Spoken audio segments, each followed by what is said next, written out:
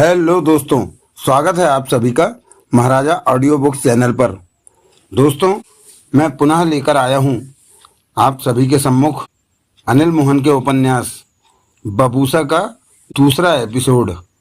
तो चलिए शुरू करते हैं अनिल मोहन उपन्यास बबूसा एपिसोड नंबर 2। एक घंटे बाद धरा नीली कमीज सलवार पहने जोगाराम के घर जा पहुंची। उसके सिर के बाल अभी भी गीले थे। जोगाराम उसी पेड़ के तने पर बैठा था जिसे वो कई दिनों से काटने पर लगा था। अब वो मात्र 2 फुट का ही बचा था। पास में 2 कुर्सियां पड़ी थी। धरा गीले बालों को संभालती एक कुर्सी पर जा बैठी। जोगाराम के चेहरे पर गंभीरता दिख रही थी। कहो, धरा बोली। मेरी पत्नी सोचती है कि बच्चे पढ़ लिख जाएंगे तो बहुत अच्छा होगा। जोगाराम बोला। तुम्हें भी ऐसा ही सोचना चाहिए। बच्चों को पढ़ाओ, उनका दिल मत तोड़ो। धरा गंभीर सी कह उठी।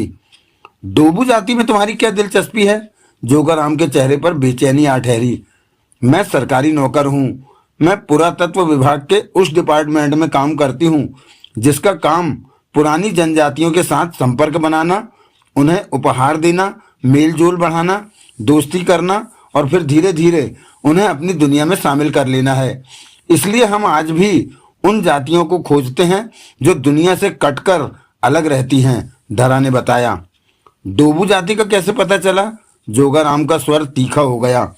कबाड़ी की दुकान से एक विदेशी पर्यटक की लिखी किताब मिली जिसमें डोबू जाति के बारे में बताया गया था कि वो आज भी इस तरफ बर्फीले पहाड़ों पर कहीं पर बसती है। वो ही पता करने यहाँ आ गई। जोगाराम धरा को देखता रहा, फिर बोला, तो तुम डोबू जाति की तरफ जाना चाहती हो? हाँ। कोई फायदा नहीं, जोगाराम ने सख्त स्वर में कहा। वो खूंखार लोगों की बस्ती है और बाहरी लोगों को अपने आसपास देखते ही खत्म कर देती है। वो कुछ अजीब से लोग हैं। वहां जो भी गया वो कभी भी वापस नहीं लौटा। इस बात का मुझे पूरा भरोसा है कि अगर तुम उस तरफ गई तो जिंदा नहीं बच सकोगी। मैं उन्हें संभाल लूंगी। वहम में मत रहो, वो खूंखार लोग हैं। तुम अभी कुछ नहीं जानती उनके बारे में। वो अपनी दुनिया से कभी बाहर नहीं आते और बाहर वाले को अपने पास नहीं देखना चाहते। उनकी गतिविधियां रहस्यमय हैं। डोबू जाति अपने आप में रहस्य है। वहां एक दूसरे की जान ले लेना मामूली बात है। वो लोग जबरदस्त योद्धा हैं। वो अपना पूरा जीवन योद्धा बनने में लगा देते हैं। अपने हथियारों का वो खुद ही निर्माण करते हैं, जैसे कि तलवारें, बड़े बड़े चाकू और भी 50 तरह के हथियार। वो पूरा जीवन योद्धा बनने में लगा देते हैं, धरा कह उठी। हाँ, योद्धा बनकर क्या करते हैं? किससे लड़ते हैं वो? मैं नहीं जानता, पर उस जाति की पढ़ाई लिखाई सिर्फ योद्धा बनना ही है। जो योद्धा नहीं बन सकते वो वहां के अन्य कामों को देखते हैं। उनकी अपनी देवी है, उसकी पूजा करते हैं। वो जहां वो रहते हैं वहां आकाश में मैंने अपने जीवन में 2-3 बार चमक होती देखी है। उस चमक को मैं आज तक नहीं समझ पाया। मैं वहां जाना चाहूंगी। मारी जाओगी, जोगाराम ने सख्त स्वर में कहा। ऐसा कुछ नहीं होगा, मुझे वहां जाना ही है, धरा बोली। इस तरह की 2 जातियों से मेरा वास्ता पड़ चुका है और मैंने उन्हें संभाल लिया था। औरतों को ये लोग ज्यादा शक से नहीं देखते हैं। और तुम मेरी बात समझ नहीं पा रही, जोगाराम खींच कर कह उठा। डोबू जाति रहस्यमय है। ये लोग बाहरी लोगों के साथ नहीं बात करते, देखते ही उन्हें मार देते हैं। बहुत क्रूर हैं ये। मेरी चिंता मत करो, धरा मुस्कुरा उठी। तुम दूर से ही मुझे बता देना कि वो लोग उस तरफ रहते हैं। मैं चली जाऊंगी। तुम 2 दिन मेरा इंतजार करना। मैं ना आई तो तुम वापस चले आना। जोगाराम होंठ भींचे धरा को देखता रहा। तुम इतनी ज्यादा चिंता क्यों कर रहे? तुम उनकी बस्ती भी नहीं देख सकती, जोगाराम ने कहा। क्या मतलब? वो लोग अपने रहने के ठिकाने पर पहरा रखते हैं। ये उनकी सामान्य क्रिया है। वो भूतों की तरह छिपकर पहरा देते हैं और तुम्हारी गर्दन उड़ जाने के बाद तुम्हें पता लगेगा कि तुम्हारी मौत हो गई। वो ऐसे खतरनाक शिकारी योद्धा हैं। अपने हथियार से गर्दन पलों में ही अलग कर देते हैं। इस कला में उन्हें महारत हासिल है। वो बेआवाज पास पहुंच जाते हैं और उनकी सांसों की आवाज भी तुम नहीं सुन सकती। तुम्हें पता ही नहीं चलेगा कि तुम्हें क्या हो गया है। गर्दन अलग हो चुकी होगी तुम्हारी। एक बार वो शिकार को देख लें तो फिर वो जिंदा नहीं रह सकता। वो उसका अंत तक पीछा करते हैं और उसे मारकर ही दम लेते हैं। डोबू जाति का एक योद्धा हम 20 लोगों पर भी भारी पड़ता है और सबको मार देता है। वो बात नहीं करते, सीधा गला काटते हैं, अचानक सामने आकर वार करते हैं। तुम ये भी नहीं देख सकती कि वो कहाँ रहते हैं, उससे पहले ही वो तुम्हें खत्म कर देंगे। धरा जोगाराम के चेहरे को देखती रही, फिर कह उठी, तुम मुझे डराना चाहते हो कि मैं वहां ना जाऊं। तुम मुझे मेरे बच्चों की पढ़ाई के लिए 10 लाख रुपया दे रही हो। उसी 10 लाख की खातिर मैं तुमसे बात कर रहा हूं, परंतु मैं तुम्हें अंधेरे में नहीं रखना चाहता। मैं जो कह रहा हूं वो सच है, जोगाराम ने गंभीर स्वर में कहा। तुम चिंता मत करो, मैं उन लोगों को संभाल लूंगी। बच्ची हो जो मेरी बातों को समझ नहीं पा रही। तुम्हारे साथ कोई नहीं है? अभी तो मैं अकेली हूं और डोबू जाति की खोज खबर लेने आई हूं। एक मुलाकात कर लूं डोबू जाति के लोगों से, उसके बाद मैं विभाग के बाकी लोगों को भी बुला लूंगी, धरा ने कहा। मतलब कि तुम डोबू जाति की तरफ जाना चाहती हो? मेरी बातों का कोई असर नहीं हुआ तुम पर? थोड़े बहुत खतरे की मैं परवाह नहीं करती, पहले भी ऐसे खतरे उठा चुकी हूं। ये थोड़ा बहुत खतरा नहीं है, जोगाराम गुस्से से बोला। वो तुम्हें मार देंगे, तुम्हें अपना डर नहीं है? मैं पहले ही रुक जाऊंगा, जोगाराम ने धरा को घूरा। पर खतरा मुझे भी है, लेकिन मैं यही चाहूंगा कि तुम उधर मत जाओ। ऐसा कोई भी करिश्मा नहीं होगा कि तुम जिंदा लौट आओ। मत जाओ उधर। मैं जाऊंगी, तुम मेरी ज्यादा चिंता कर रहे हो। तो तुमने मरने का फैसला कर लिया है? धरा मुस्कुराई, बोली, तुम्हें पैसे पहले चाहिए या बाद में? जोगाराम कठोर निगाहों से धरा को देखता रहा, फिर कह उठा, पहले पैसे लूंगा, क्योंकि तुम जिंदा नहीं लौट सकोगी। मेरे साथ कियोमो चलो, बैंक से तुम्हें पैसे निकाल कर दे देती हूँ। बेशक आज चलो, आज पैसे ले लोगे तो कल हम डोबू जाति की तरफ रवाना हो सकते हैं। वक्त बर्बाद करने से क्या फायदा? धरा ने कहा। तुम मेरी बात को जरा भी गंभीरता से नहीं ले रही कि वहां से तुम जिंदा नहीं लौटोगी, जोगाराम नाराजगी से बोला। धरा ने जोगाराम को देखा, फिर कह उठी, तुम 2 साल पहले कुछ लोगों को उस तरफ ले गए थे, उनके साथ क्या हुआ? जोगाराम ने गहरी सांस ली और बोला, वो सब मर गए। कैसे? मेरे देखते देखते ही वो मर गए। जोगाराम ने सूखे होठों पर जीभ फेरी। मेरी किस्मत अच्छी थी कि मैं बच आया। हुआ क्या था? धरा की निगाह जोगाराम के चेहरे पर थी। वो 6 लोग थे, जाने कहां से डोबू जाति के बारे में मालूम करके आए थे। कहते थे डोबू जाति पर किताब लिखनी है, इसलिए उन्हें करीब से जानना है। मैंने उन्हें बहुत कहा कि वहां जाना मौत को दावत देना है, परंतु वो नहीं माने।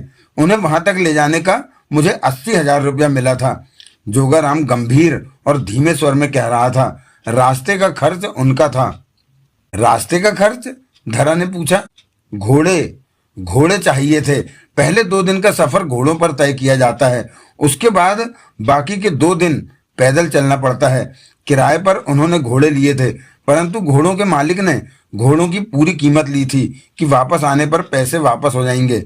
मैं उन 6 लोगों को डोबू जाति के ठिकाने के करीब ले गया।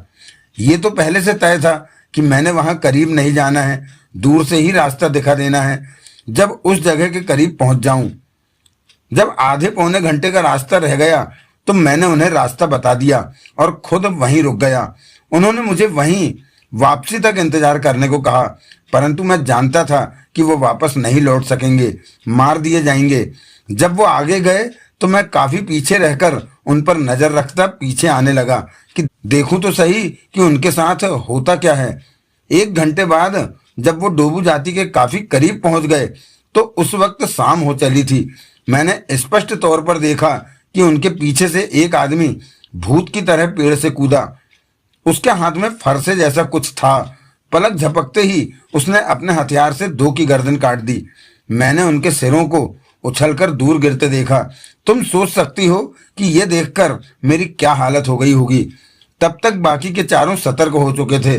उन्होंने उस फरसेबाज का मुकाबला करना चाहा, परंतु वो इतना फुर्तीला था कि मैं दंग रह गया। उसने चारों को घायल कर दिया और फिर उन चारों की गर्दनें काट दी। मैं दूर था इसलिए बचा रह गया। मैंने उन 6 को मरते देखा था। मेरी टांगें जवाब दे गईं। मैं वहां से भाग नहीं सका और वहीं बैठा रहा। आधी रात के बाद जाकर मुझे होश आया तो मैं पलटकर उस जगह से भाग निकला। मैं डर गया था, मेरा दिमाग खराब हो गया था। मुझे यकीन नहीं आया कि उन 6 को मिनटों में गर्दन काटकर मार डाला गया है। मैं बर्फ के जंगल के वीरानों में भटकता रहा। मैं रास्ता भूल गया था अपनी बस्ती का। दहशत मेरे दिमाग पर सवार थी। भूखे पेट कई दिन मैं भटकता रहा।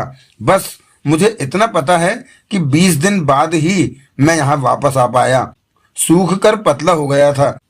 घर आते ही मैं घर में छिप गया। 2 महीने तक तो मैं घर से बाहर नहीं निकला। गर्दन कटने का दृश्य मैं आज तक नहीं भूल पाता। उसके बाद से तो मैं उधर जाने की सोच भी नहीं सकता। अब तुम कहती हो कि वहां जाने के मुझे 10 लाख दोगी। बच्चों की पढ़ाई के लिए मैं ये काम करने को तैयार हो रहा हूँ। मेरी पत्नी भी यही चाहती है कि बच्चे पढ़ाई पूरी कर लें, कॉलेज में एडमिशन ले लें। धरा गंभीर सी जोगाराम के चेहरे को देखती रही। जोगाराम के होंठ भिजे थे। वो बेहद गंभीर दिख रहा था। अगर मेरी बात सुनकर तुमने उधर जाने का प्रोग्राम छोड़ दिया है तो मुझे खुशी होगी, जोगाराम कह उठा। मेरा प्रोग्राम नहीं बदला, मैं जाऊंगी। जोगाराम ने कुछ नहीं कहा, उसे देखता रहा। मारने वाले ने उन लोगों से कोई बात की थी? धरा ने पूछा।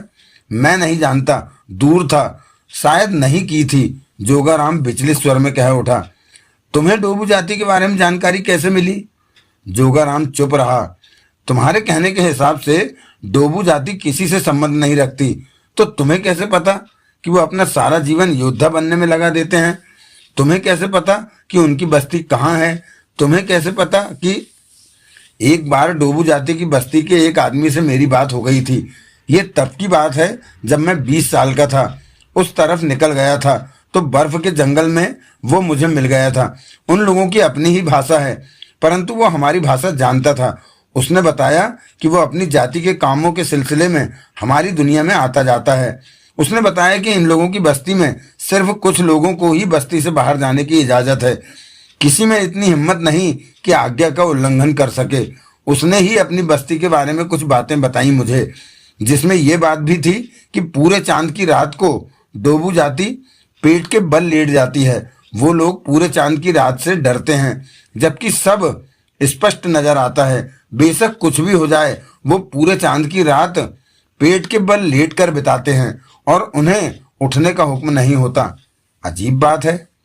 ये डोबू जाति का नियम है। मैं जब भी पूरा चांद निकला देखता हूँ तो डोबू जाति को जरूर याद करता हूँ। फिर उन 6 लोगों के सिर कटते नजर आते हैं तो कांप कर रह जाता हूँ। और क्या जानते हो डोबू जाति के बारे में? धरा ने पूछा। डोबू जाति का सबसे जबरदस्त खूंखार योद्धा बबूसा था। वो था से तुम्हारा क्या मतलब? जोगाराम धरा को देखने लगा, फिर धीमे स्वर में बोला। अब उसने डोबू जाति छोड़ दी है। अपनी जाति से उसने विद्रोह कर दिया है। ये 6 महीने पहले की बात है। बबूसा ने विद्रोह क्यों किया अपनी जाति से? मैं नहीं जानता। 6 महीने पहले की बात तुम्हें कैसे मालूम है? जोगाराम ने होंठ भींच लिए। बताओ।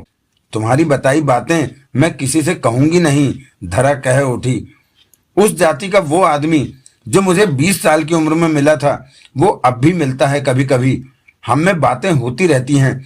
मैं अपनी बातें बताता हूँ और वो अपनी बातें बताता है। कभी कभी अपनी बस्ती की बातें भी बता देता है। और क्या बताया उसने? बहुत कुछ, बहुत बातें हैं। मैं तुम्हें सब बता दूंगा।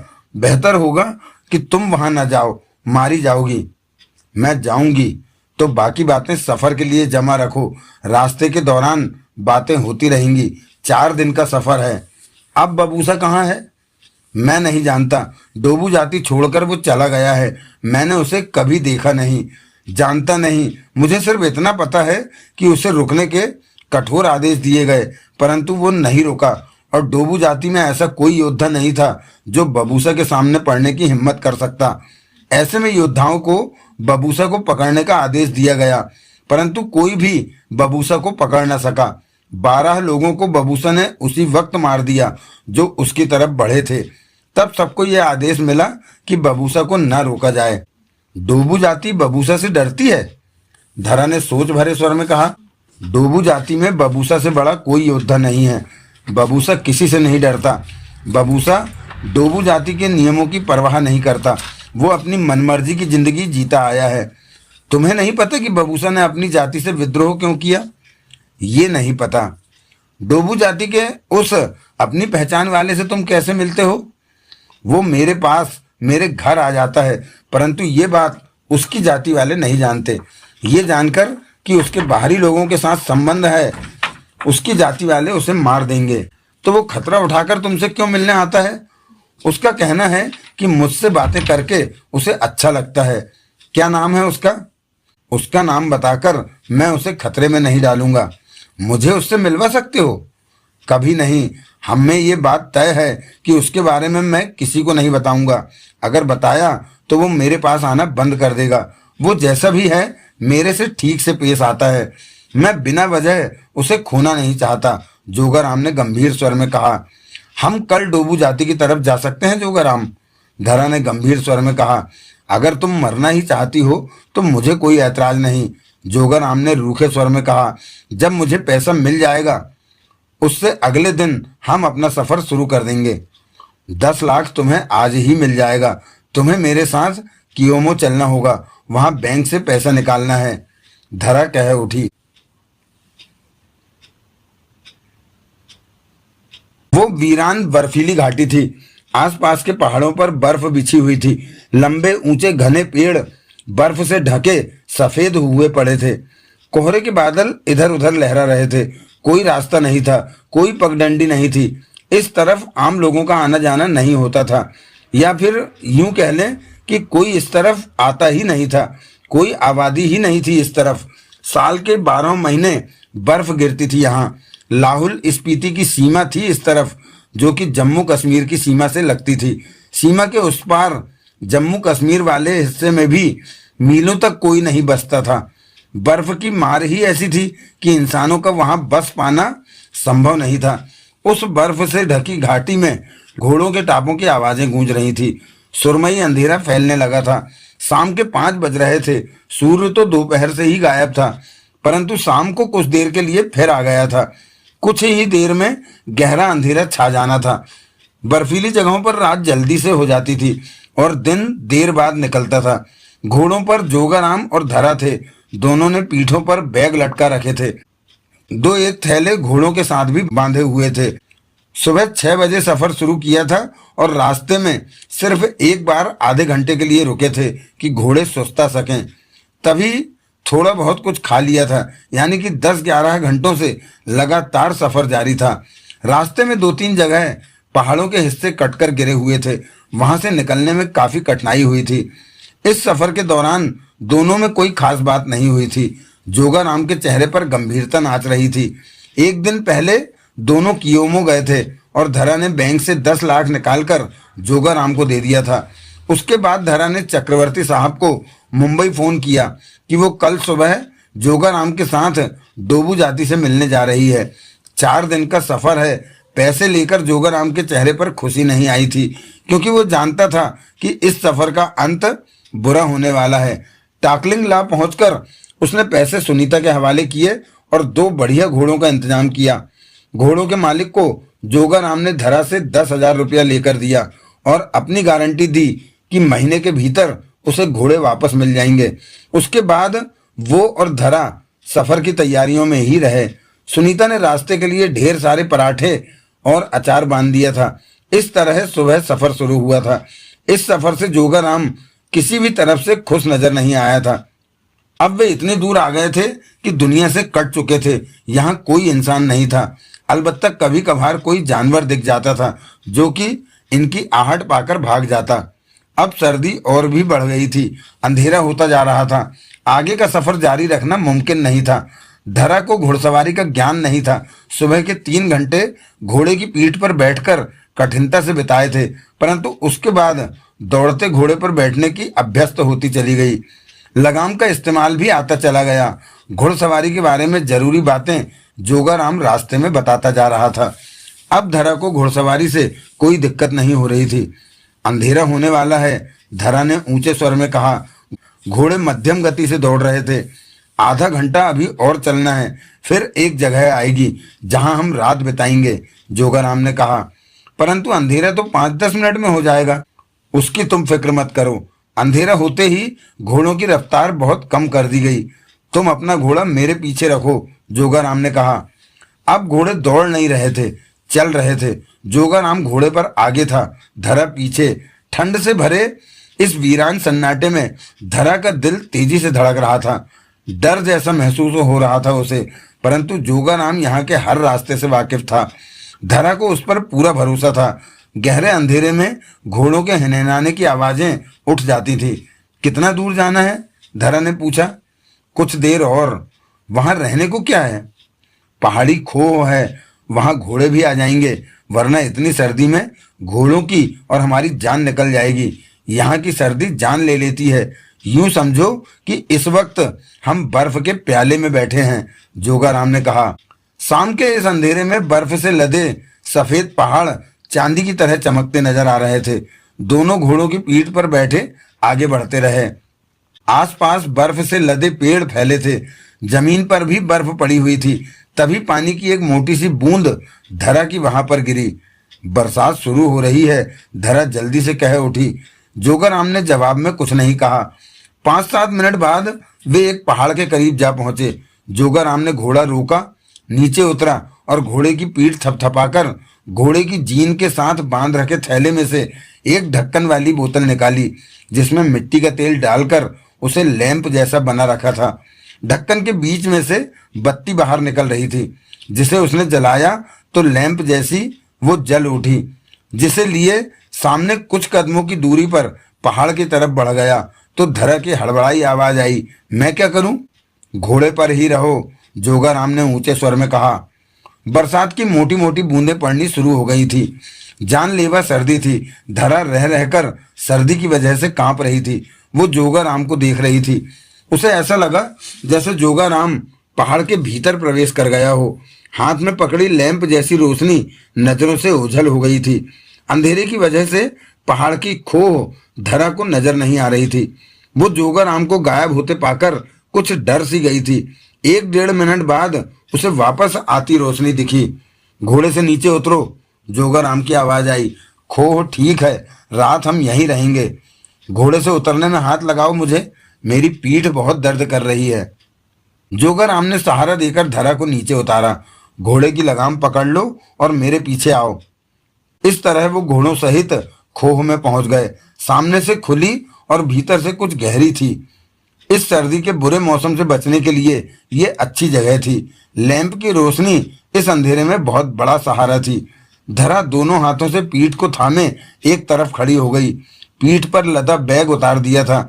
जोगाराम ने अपना बैग उतारकर एक तरफ रखा, फिर घोड़ों की जीन्स के साथ बंधे थैलों को उतारकर नीचे रखा। उसके बाद घोड़ों की जीन को खोलकर घोड़ों से अलग किया और पास में रख दिया, ताकि रात भर घोड़े बिना बोझ के आराम कर सकें, झपकी ले सकें। फिर खोह के भीतरी हिस्से की एक जगह साफ की और जोगाराम ने बैग और थैले वहां रखे। 2 चादरें निकालकर वहां बिछा दी।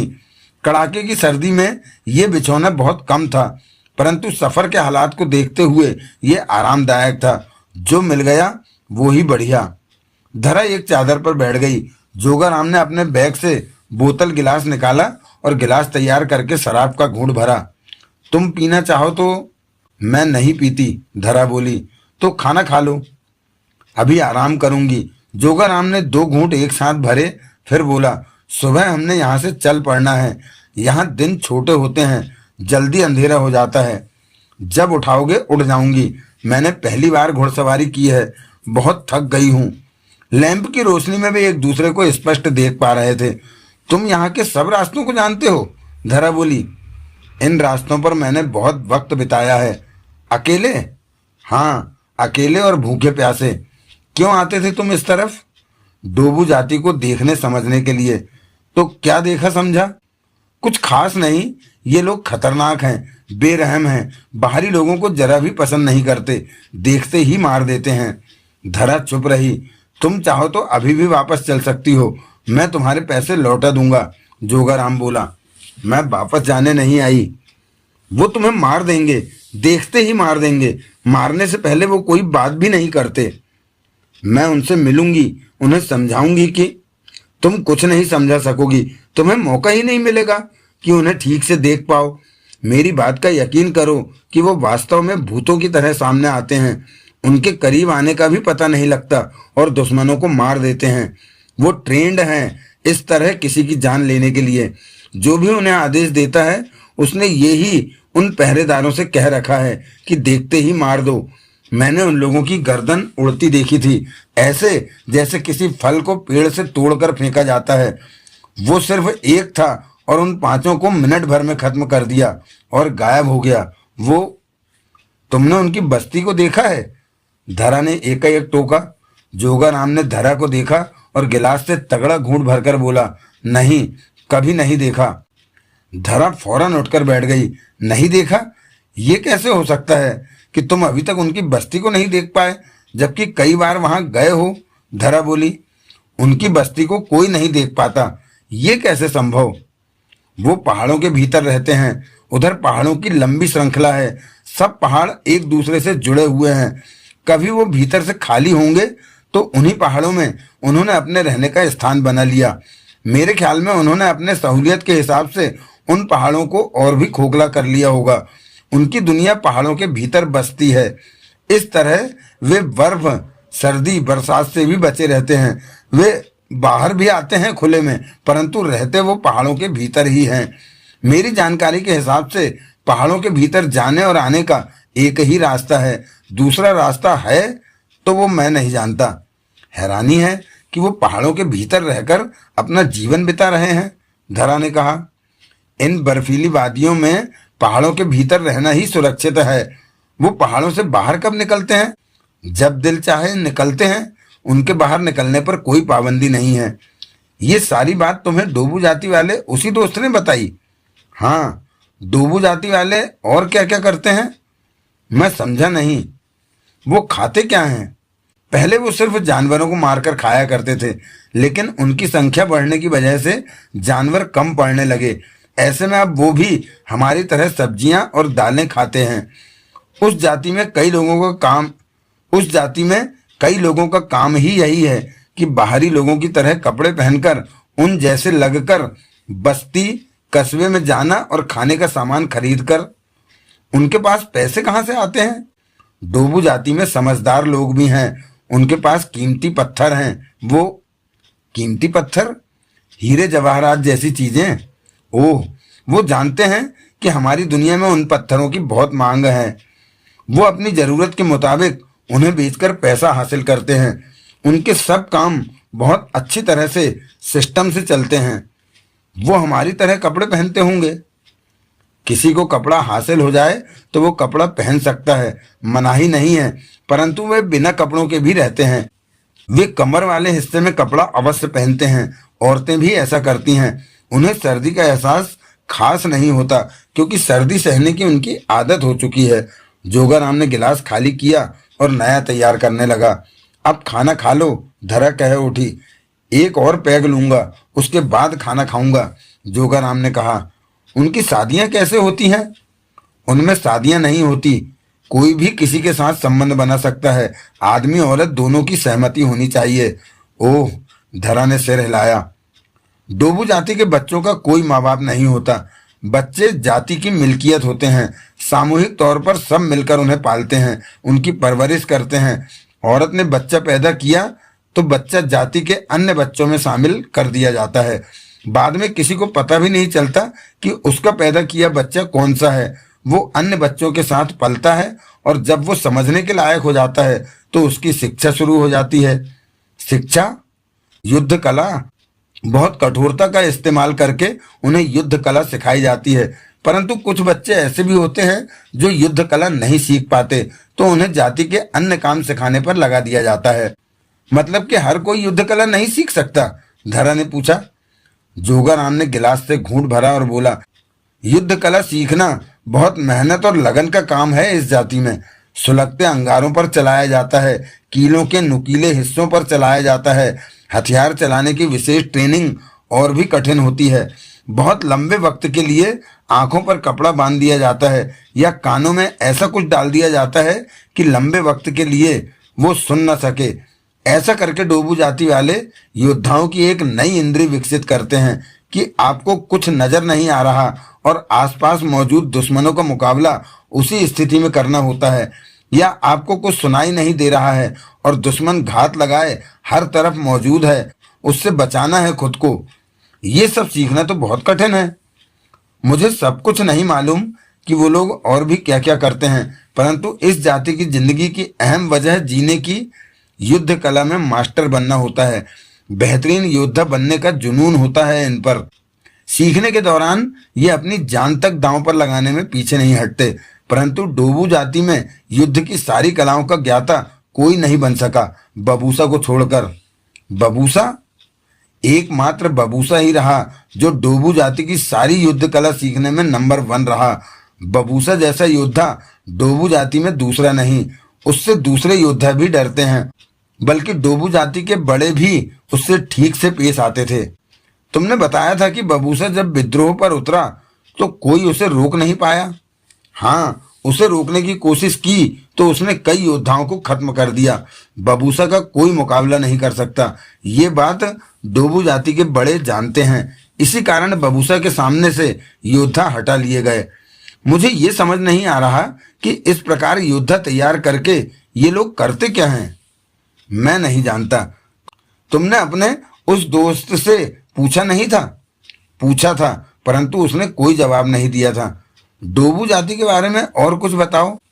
ज्यादा नहीं जानता मैं। जब मैंने उससे डोबू जाति की भीतरी जानकारी लेनी चाही तो उसने सिर्फ इतना ही कहा कि वो जाति की भीतरी बातें नहीं बताएगा, परंतु उसने ये अवश्य कहा कि उसकी जाति इस दुनिया के लोगों के लिए रहस्य की तरह है।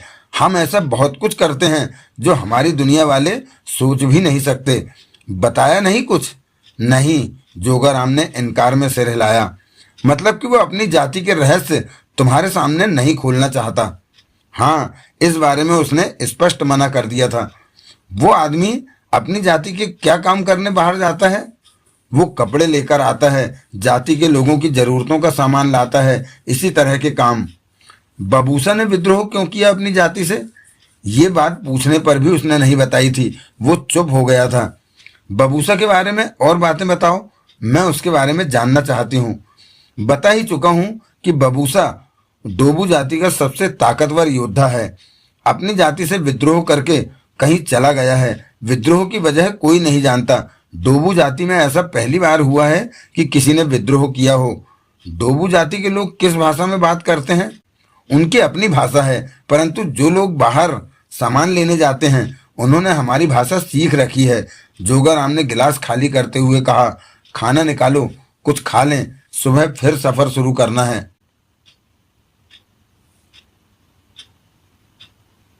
तीसरे दिन सुबह के 11 बजे जोगाराम ने अपना घोड़ा रोका तो धरा ने घोड़े की लगाम खींच ली। मौसम बहुत सर्द था, धूप का नामो निशान नहीं था। सर्द हवा चल रही थी। रह रहकर धरा सर्द लहर से कांप उठती थी। हालांकि सुनीता ने उसे गर्म ऊन का मोटा स्वेटर दिया था, परंतु उसमें भी ठंड लग रही थी। आगे बर्फ के पहाड़ नजर आ रहे थे। जाने को कोई रास्ता नहीं था। जोगाराम घोड़े से नीचे उतरता बोला, घोड़े आगे नहीं जा सकते, हमें यहाँ से पैदल ही चलना होगा। धरा घोड़े से नीचे उतर आई। 2.5 दिन से घोड़े पर सवार रहने की वजह से कमर दर्द कर रही थी। उसने सोचा कि अच्छा ही हुआ जो घोड़ों से पीछा छूटा। उसके बाद जोगाराम ने थैले से 2 लंबी रस्सियां निकाली और घोड़ों के पांवों से बांधकर दूसरा सिरा पेड़ों से बांध दिया कि घोड़े टहल तो सकें परंतु दूर ना जा सकें। वापसी पर घोड़े यहीं रहें। फिर उसने घोड़ों को सामान से निकालकर चने की दाल खिलाई। इस दौरान जोगाराम के चेहरे पर गंभीरता रही। वो रह रहकर निगाह धरा पर मार लेता था जो कि दुखती कमर को ठीक करने में लगी थी। जानती हो मैं क्या सोच रहा हूँ? जोगाराम बोला। क्या? धरा ने जोगाराम को देखा। वापसी पर तुम मेरे साथ नहीं होगी, जान गंवा चुकी होगी, जोगाराम ने कहा। धरा जोगाराम को देखने लगी। तुम जान को खतरे में डाल रही हो, मत जाओ उधर। अभी भी मैं पैसे वापस करने को तैयार हूं। तुम मुझे डरा रहे हो। मेरी बहन, जोगाराम ने संजीदा स्वर में कहा, मैं सही कह रहा हूं। वो लोग किसी बाहरी आदमी को जिंदा नहीं छोड़ते, देखते ही मार देते हैं। तुम वहम में हो कि उनसे बात कर लोगी। मैं उन्हें समझाकर अपनी दुनिया से जोड़ सकी तो? मुझे तुम्हारी जान की चिंता है, वो लोग तुम्हें मार देंगे, जोगाराम दांत भींचकर बोला। धरा उसे देखती रही, कहा कुछ नहीं। अगर इस पहाड़ के पार जाकर तुमने वापस चलने को कहा तो पैसे वापस नहीं दूंगा। अभी तुम्हारे पास मौका है अपनी जान बचाने का और पैसे वापस लेने का। हम अब डोबू जाति से ज्यादा दूर नहीं रहे। आज इस पहाड़ को पार करके दूसरी तरफ पहुंच जाएंगे तो अंधेरा छा जाएगा। कल सुबह 2-3 घंटे आगे बढ़ने के पश्चात हम डोबू जाति के ठिकाने के करीब पहुंच जाएंगे। सिर्फ 24 घंटों की बात है और तुम नहीं बचोगी। मैं तो पीछे ही रुक जाऊंगा तुम्हें आगे जाने का रास्ता बताकर।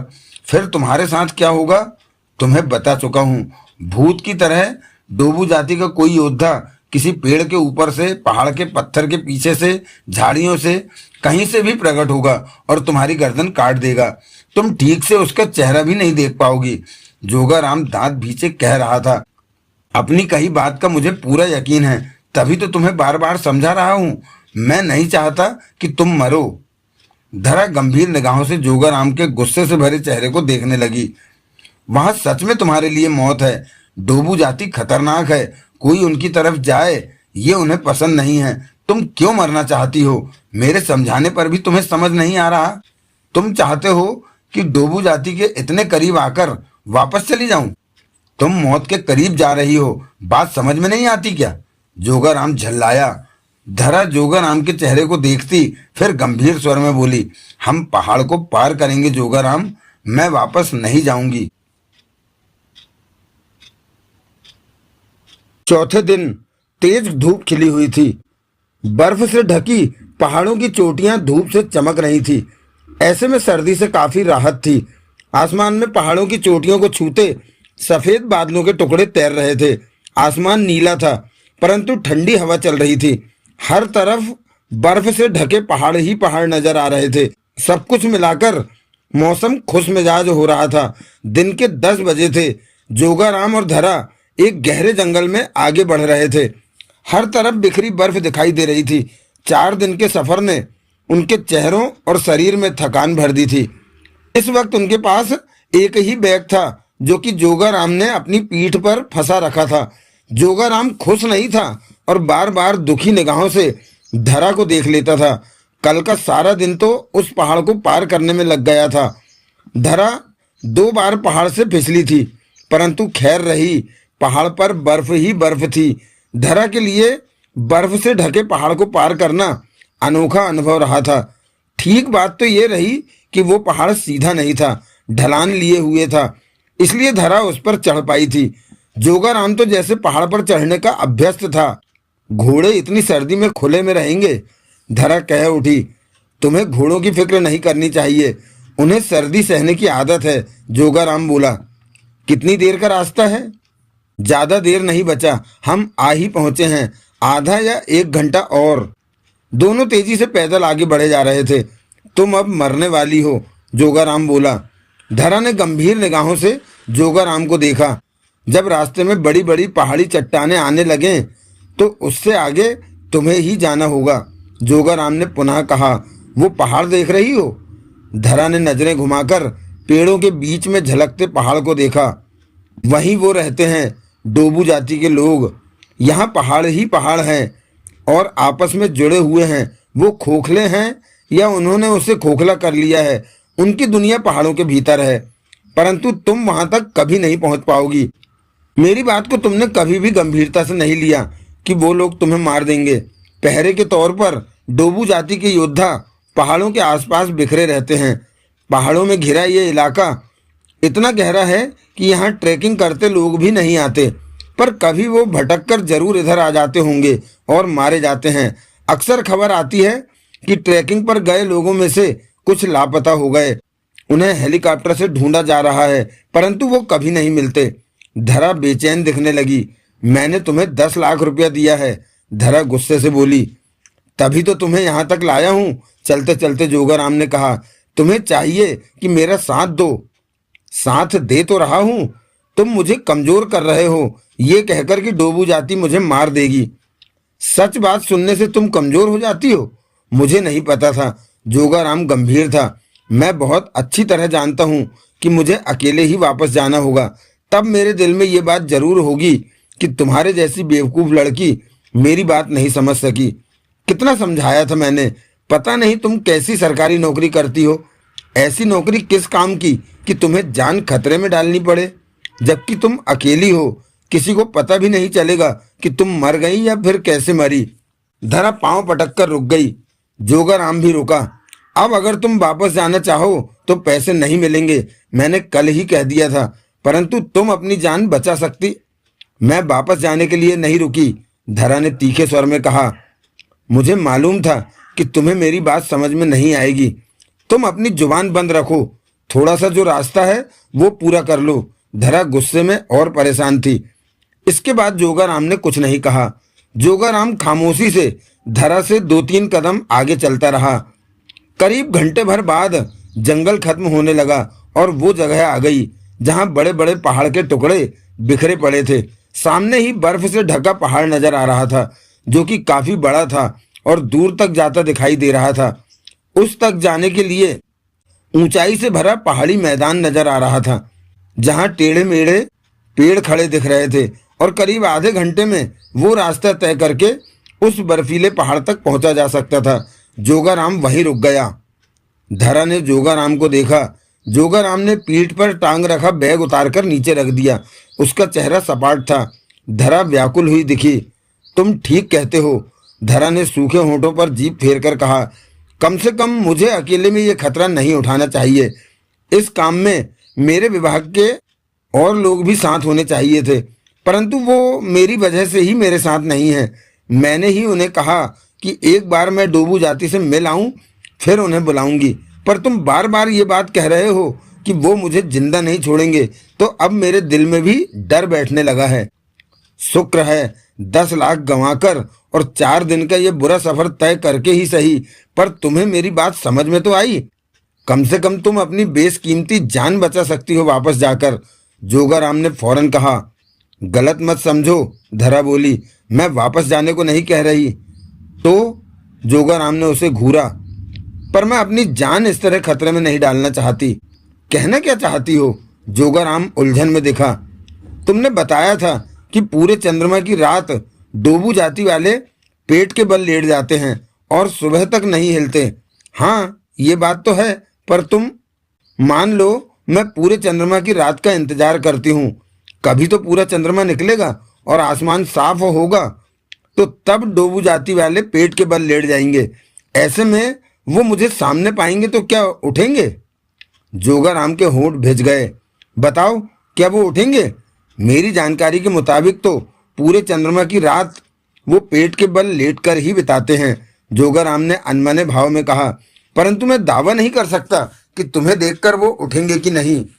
मतलब कि ये रास्ता मेरे लिए लाभदायक है। जोगाराम धरा को देखने लगा।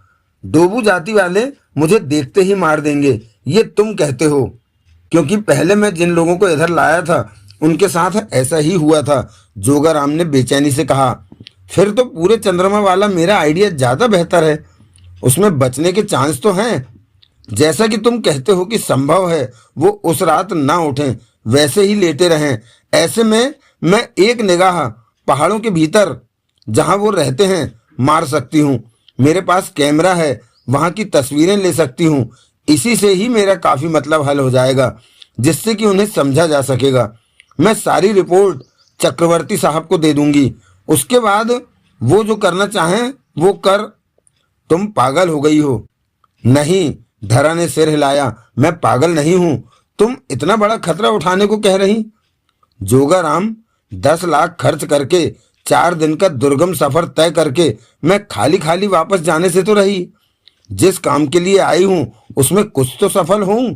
वापस जाकर मैं चक्रवर्ती साहब को क्या बताऊंगी कि मैंने विभाग के 10 लाख रुपए जोगाराम को दे दिए कि वो अपने बच्चों को पढ़ा सके। जोगाराम के होंठ भिज गए। मुझे भी आगे जवाब देना होता है कि 10 लाख खर्च करके विभाग को ये फायदा हुआ।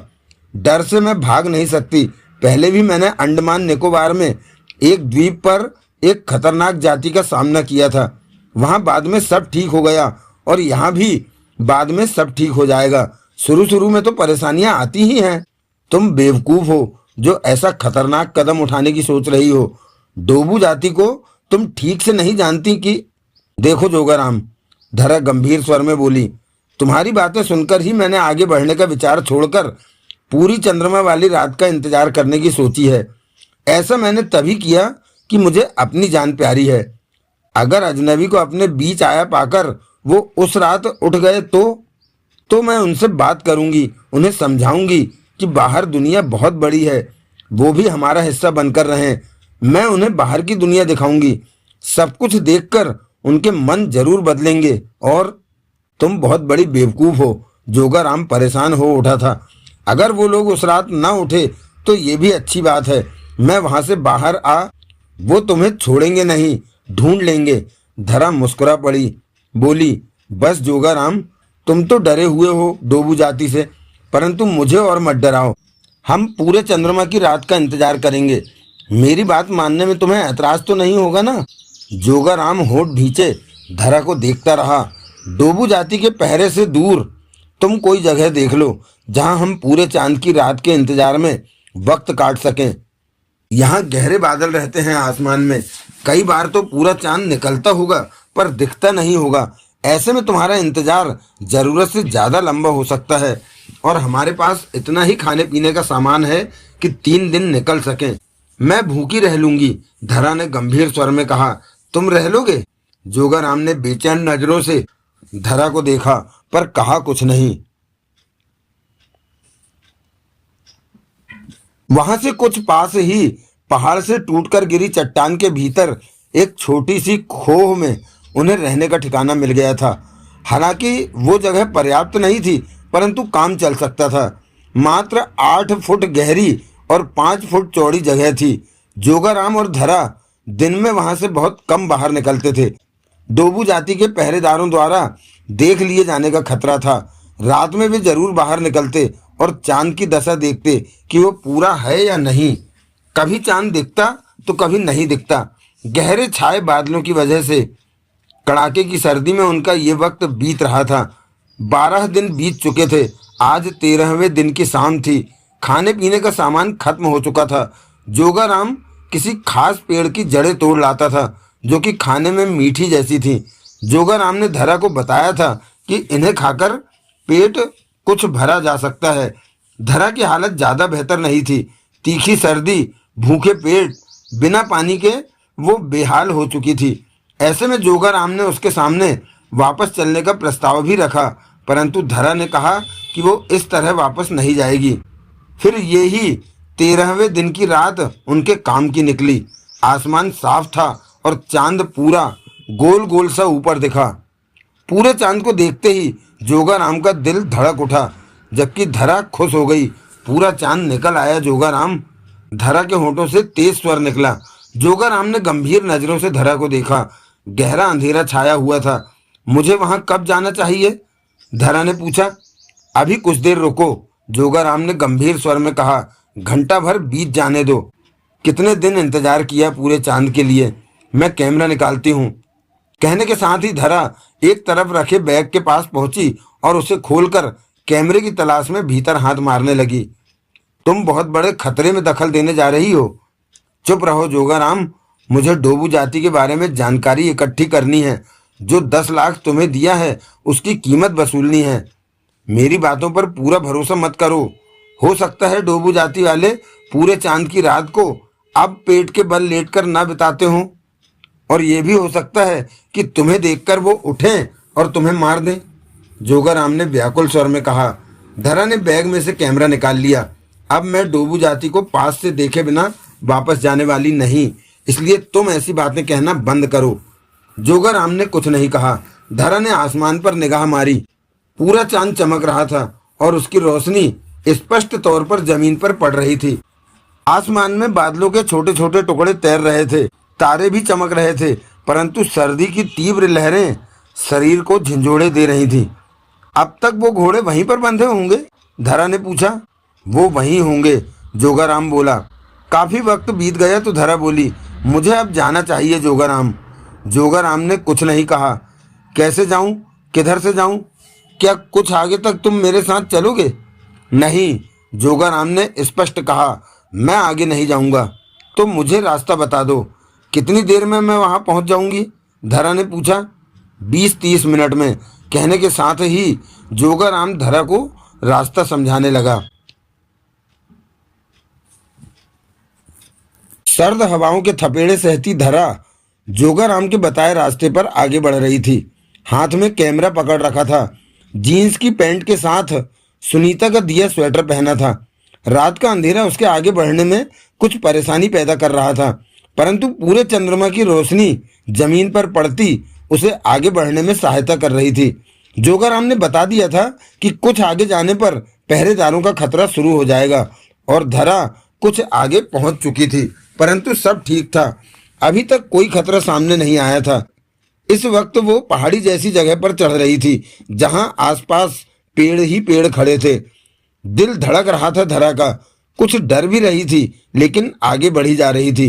वो चक्रवर्ती साहब को दिखला देना चाहती थी कि खर्चे 10 लाख रुपए उसने बेकार नहीं किए। वो सफल होकर लौटना चाहती थी। डोबू जाति के बारे में पर्याप्त जानकारी पाकर वापस लौटना चाहती थी। जबकि जोगाराम की बातें सुनकर वो मन ही मन विचलित थी। जोगाराम की बातों से जाहिर होता था कि डोबू जाति बेहद खतरनाक है और इनके पास जाना भी ठीक नहीं। धरा आगे बढ़ती जा रही थी।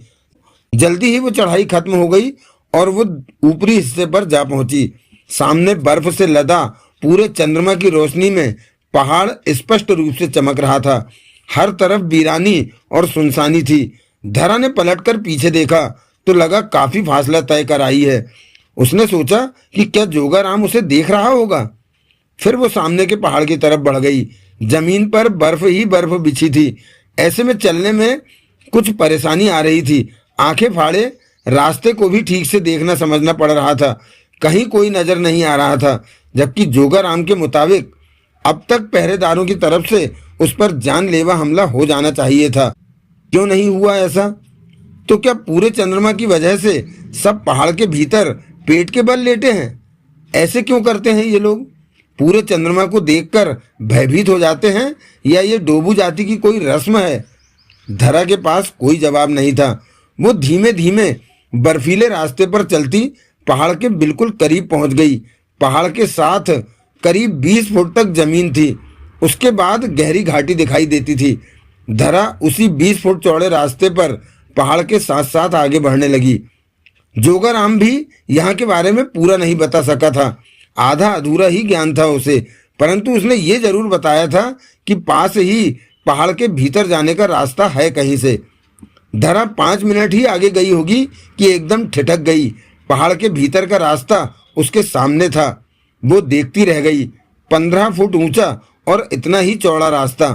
रास्ते पर कुछ आगे तक बर्फ पड़ी थी, फिर बर्फ नहीं थी। भीतर मसालें जलती देखी। मसालों की मध्यम सी संतरी रोशनी वहां फैली थी। पहाड़ के भीतर मसालों की रोशनी में उसने किसी को नीचे लेटे भी देखा। धरा ने मजबूती से कैमरा पकड़ा और धड़कते दिल के साथ भीतर प्रवेश कर गई। उसका दिल धाड़ धाड़ बज रहा था। मन ही मन सोच रही थी कि अगर जोगाराम साथ में होता तो और भी अच्छा रहता। धरा भीतर पहुंची। रास्ता बाईं तरफ मुड़ रहा था, परंतु वो पेट के बल जमीन पर लेटे व्यक्ति के पास जा पहुंची। उसने शरीर पर लंगोट जैसी कोई चीज बांध रखी थी, बाकी शरीर नंगा था। हेलो, धरा उसके पास बैठती कह उठी। तुम कौन हो? वो उसी प्रकार नीचे लेटा रहा। उसने सिर घुमाया परंतु जमीन से उठाया नहीं। नाम क्या है तुम्हारा? उसने कोई जवाब नहीं दिया। धरा को लगा वो उसकी बात को नहीं समझ पा रहा। उसने कैमरे से उसकी तस्वीर ली और बाईं तरफ मुड़ते रास्ते पर सावधानी से आगे बढ़ गई। पहाड़ के भीतर काफी खुली जगह थी। छत 25-30 फुट ऊंची थी। जगह जगह मसाले लगी हुई वहां रोशनी कर रही थी। बाईं तरफ मुड़ते ही रास्ता 10 फुट चौड़ा दिखा और उसके दोनों तरफ पहाड़ को काटकर तैयार किए गए बिना दरवाजों के कमरे दिखने लगे। फर्श पर सोने के लिए लकड़ियां बिछा रखी थी कि सर्दी कम लगे। हर कमरे में लोग थे और पेट के बल लेटे हुए थे। किसी के शरीर पर पूरे कपड़े थे तो किसी ने लंगोट बांध रखा था। औरतों ने भी नीचे कपड़ा बांध रखा था, ऊपरी हिस्सा नंगा था। तो किसी किसी औरत ने ऊपर कमीज जैसा कपड़ा पहन रखा था। खास बात तो ये थी कि हर तरफ सुनसानी छाई हुई थी। धरा ने वहां की सबकी तस्वीरें खींची, उनसे बात करने की चेष्टा की। एक से उसकी बात हो गई जो कि उसकी भाषा को जानता था। हेलो, धरा बोली। तुम कौन हो? तुम कौन हो? जवाब में उस व्यक्ति ने पूछा। वो पेट के बल लेटा था और चेहरा भी जमीन से सटा था। मैं धरा हूँ, मुंबई से डोबू जाति से मिलने आई हूँ, दोस्ती करने आई हूँ। तुम लोग यहाँ कैसे? तुम्हारी हिम्मत कैसे हुई यहाँ तक आ जाने की? मैं तुम लोगों की दोस्त हूँ धरा। तुम्हें अब जिंदा नहीं छोड़ा जाएगा। तुमने बहुत बड़ी भूल की यहाँ आकर, वो क्रोध से बोला। परंतु बातों के दौरान उसकी मुद्रा में कोई फर्क नहीं आया था। वो पेट के बल वैसे ही लेटा था और चेहरा भी नीचे लगा हुआ था। ये तुम लोग क्या कर रहे हो इस प्रकार लेटकर? अपनी मौत से डरो लड़की, अब तुम बहुत जल्दी मार दी जाओगी।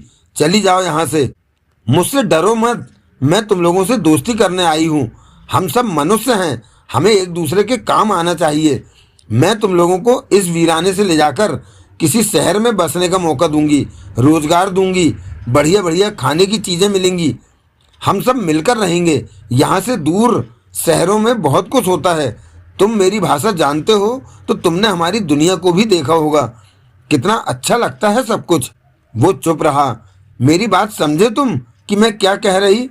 तुम्हारी मौत आ चुकी है, तुम्हें जिंदा नहीं छोड़ा जाएगा। हमारी इस जगह पर आज पहली बार बाहर के किसी इंसान ने कदम रखा है। तुम्हारी जान ले ली जाएगी। हमें पसंद नहीं कि तुम दुनिया को हमारे बारे में बताओ। क्यों पसंद नहीं? उसने कुछ नहीं बोला। हम दोस्त हैं। तुम्हारा नाम क्या है? वो चुप रहा। कई बार बुलाने पर भी वो कुछ नहीं बोला। धरा वहां से आगे बढ़ गई। इस दौरान वो बराबर तस्वीरें लेती जा रही थी। दिल तेजी से धड़क रहा था। वो रास्ता पार करने में 5 मिनट लगे कि धरा ने खुद को एक बहुत ही बड़े विशाल हॉल में पाया। पहाड़ को भीतर से काटकर बनाया गया था वो विशाल हॉल, और वहां पर नजर पड़ते ही वो हैरान रह गई। सैकड़ों की संख्या में वहां औरतें, मर्द पेट के बल नीचे लेटे हुए थे। गहरी खामोशी छाई हुई थी वहां। उसकी मौजूदगी पाकर भी किसी ने सिर नहीं उठाया, ना ही उठने की चेष्टा की थी। वहां सबसे आकर्षित करने वाली चीज थी वो मूर्ति। 15-20 फुट लंबे चौड़े चबूतरे पर वो मूर्ति खड़ी थी, जो कि 35 फुट ऊंची रही होगी। किसी बड़े पहाड़ी पत्थर को काट छांट कर वो मूर्ति तैयार की गई थी। वो पुरानी लग रही थी, किसी स्त्री की मूर्ति थी वो। वहां जल रही मसालों की रोशनी में वो चमक रही थी।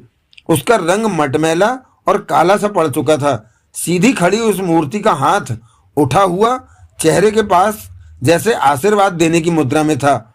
मूर्ति में स्त्री का चेहरा कुछ स्पष्ट नहीं था। मूर्ति को देखकर ऐसा लगता था जैसे शरीर पर कलाकार ने धोती जैसा कपड़ा लिपटा रखा हो अपनी कला के सहारे। धरा चबूतरे के पास पहुंची और मूर्ति की कई तस्वीरें ले ली। वहां लेटे लोगों की तस्वीरें ली। उस सारी जगह को कैमरे में कैद कर लिया। लोग अपनी जगह पेट के बल स्थिर लेटे थे। कोई सिर उठाकर उसे नहीं देख रहा था, परंतु जिसे उसी मुद्रा में जो दिख जाता उतना देख लेता था। तभी धरा की निगाह मूर्ति के पैरों में पड़ी, बड़ी सी किताब जैसी चीज पर पड़ी। वो तुरंत चबूतरे पर चढ़ी और पास पहुंचकर उसे देखने लगी। वो किताब जैसी चीज जरूर थी, परंतु उसके पन्ने पत्तों के थे, सूखे पुराने पत्ते। उन पर कुछ लिखा था काली स्याही से। धरा ने उन पत्तों जैसे पन्ने को गिना। वो कुल 8 थे। धरा को समझ नहीं आया कि उन पत्तों पर किस भाषा में लिखा है। वक्त बर्बाद न करते हुए उसने उन 8 पत्तों को उठाकर अपने स्वेटर के बीच डाल लिया और चबूतरे से उतर आई। उसकी नजरें हर तरफ जा रही थी। फिर उसे उसी पहाड़ी हॉल के दूसरी तरफ आगे को रास्ता जाता दिखा, तो वो उस तरफ बढ़ गई। धरा ये सब करते हुए सामान्य नहीं थी। वो गंभीर, चिंतित और व्याकुल थी। वो डर रही थी। दिल धड़क रहा था। कोई उठ गया तो उसे पकड़कर कैद कर लेगा, परंतु ये लोग जाने किस रस्म, किस क्रिया के तहत पूरे चंद्रमा की रात को पेट के बल लेट जाते थे और फिर किसी भी हाल में उठते नहीं थे। धरा उस हॉल से बाहर आई। आगे एक छोटा हॉल था, परंतु वहां का नजारा देखते ही बुरी तरह चौंक गई। ठगी सी खड़ी रह गई। वहां पर 15-20 लोग लेटे हुए थे पेट के बल। उस कमरे में एक तरफ दीवार पर 2 बड़ी स्क्रीनें लगी थी, जो कि इस वक्त बंद थी। दीवार के पास काफी लंबे हिस्से में पत्थर की शेल्फ जा रही थी, जिस पर स्विच बोर्ड लगे थे। तारें जाती दिखाई दे रही थी। अजीब तरह के मीटर पड़े थे। मीटरों की सुइयां अभी भी धरा को थरथराते दिखाई दे रही थी। शेल्फों पर मोटी मोटी नावें थी घुमाने वाली, और भी कई तरह की चीजें थी जो कि धरा की समझ से बाहर थे। धरा तो सिर्फ ये सोच रही थी कि इन चीजों की डोबू जाति वालों को क्या जरूरत, क्या समझ है इन चीजों की इन्हें, इससे ये क्या करते हैं। ये तो मसालों की रोशनी में काम करते हैं, ऐसे में तारों का क्या काम, यहाँ कहीं तो बिजली भी नहीं है। एकाएक धरा को होश आया तो उसने फौरन कैमरा संभाला और वहां की तस्वीरें लेने लगी। वो यहाँ की हर चीज को कैमरे में कैद कर लेना चाहती थी। तभी उसकी निगाह छत की तरफ उठी तो उसे पहाड़ की छत में एक बड़ा सा छेद दिखा। धरा समझ गई कि यहाँ जलती मसालों के धुएं को बाहर निकालने के लिए वो छेद बनाया होगा, और ऐसे छेद जगह जगह होंगे। धरा जानती थी कि उसके पास ज्यादा वक्त नहीं है, यहाँ ज्यादा देर रुकना ठीक नहीं था और उसे जल्दी ही यहाँ से चले जाना चाहिए। परंतु फिर भी वो आगे बढ़ी। उस जगह को पार करके पहाड़ों के भीतर ही आगे जाने को रास्ता था। उस तरफ बढ़ती वो आगे निकली। आगे छोटा हॉल था और जगह जगह आग की छोटी छोटी भट्टियां लगी थी, जैसी कि लोहार लगाकर रखते हैं। वहां ढेर सारे चाकू, खंजर, तलवारों जैसे हथियार रखे थे। उनमें नन्हे नन्हे मात्र 1.5 इंच लंबे फल के चाकू भी थे। धरा समझ गई कि ये डोबू जाति के हथियार बनाने की फैक्ट्री है। धरा ने तस्वीरें ली। वहां भी काफी लोग लेटे हुए थे। धरा को महसूस हो गया कि डोबू जाति की संख्या काफी है। ये 1000 से ऊपर होंगे या ज्यादा भी। धरा आगे निकली। आगे कमरों का हाल अजीब सा था, जैसे यहाँ युद्ध लड़ा जाता हो। वहां कीलों का बनाया फर्श भी एक तरफ था। और भी ऐसा काफी कुछ था कि उसे जोगाराम की बात याद आ गई कि इन लोगों को बेहद कठोर ढंग से योद्धा का प्रशिक्षण दिया जाता है। इनके जीवन का मात्र ध्येय ही योद्धा बनना होता है, जिसके लिए ये जान तक दे देते हैं। धरा हर जगह की तस्वीरें लेती जा रही थी। धरा आगे गई तो ऐसा हॉल आया जहां सामूहिक खाना तैयार किया जाता हो। जगह जगह चूल्हे बने हुए थे। बड़े बड़े पतीले थे कि जिनमें एक आदमी आराम से बैठ सके। कड़छे थे 5-5 फुट बड़े। एक तरफ छोटे बर्तनों का ढेर लगा हुआ था। यहाँ भी औरतें मर्द पेट के बल लेटे हुए थे। धरा उससे आगे बढ़ी तो अगले हॉल में सैकड़ों बच्चे पेट के बल लेटे थे। उनके शरीर पर लंगोट रूपी कपड़ा बंधा था। यहाँ की दुनिया धरा तस्वीरों में कैद करती जा रही थी। वहां से आगे गई तो कमरों की कतारें मिली। वहां लोग थे, परंतु वो सभी पेट के बल लेटे हुए थे। आगे और भी रास्ता था, परंतु धरा अब यहाँ से निकलने के बारे में सोचने लगी। अब आगे न जाकर वो वापस पलटकर चल पड़ी। जाने क्यों उसे खतरा सा महसूस होने लगा था। मन का डर भी बढ़ गया था। उसने स्वेटर के भीतर रखे 8 पत्तों को टटोला। यहाँ पर कई चीजें रहस्यमय थी, परंतु अभी वो कुछ भी सोचना नहीं चाहती थी और निकल जाना चाहती थी। उसने यहाँ का हाल जान लिया है। चक्रवर्ती साहब को तस्वीरें दे देगी, उसके बाद वो जैसा ठीक समझेंगे कर लेंगे। अब धरा मूर्ति वाले हॉल से निकल रही थी तो एक जगह पांव रखते ही वहां नीचे पड़े व्यक्ति ने एकाएक उसकी पिंडली मजबूती से थाम ली। धरा को जैसे कोई शिकंजा पिंडली से लिपटता महसूस हुआ। धरा के होठों से घबराहट भरी चीख निकली। वो लड़खड़ाई और नीचे जा गिरी। उसने अपना हाथ आगे न कर लिया होता तो उसे चोट लगनी थी। दूसरे हाथ में कैमरा सुरक्षित रहा। धरा फौरन संभली, परंतु औंधे लेटे व्यक्ति ने उसकी पिंडली अभी तक नहीं छोड़ी थी। छोड़ो मुझे, धरा ने पिंडली छुड़ानी चाहिए। उस व्यक्ति का चेहरा स्पष्ट नहीं दिख रहा था। मसालों की रोशनी का प्रकाश मध्यम था। फिर वो पेट के बल लेटा था और चेहरा भी नीचे की तरफ था। उसकी कठोर आवाज धरा के कानों में पड़ी। कौन हो तुम?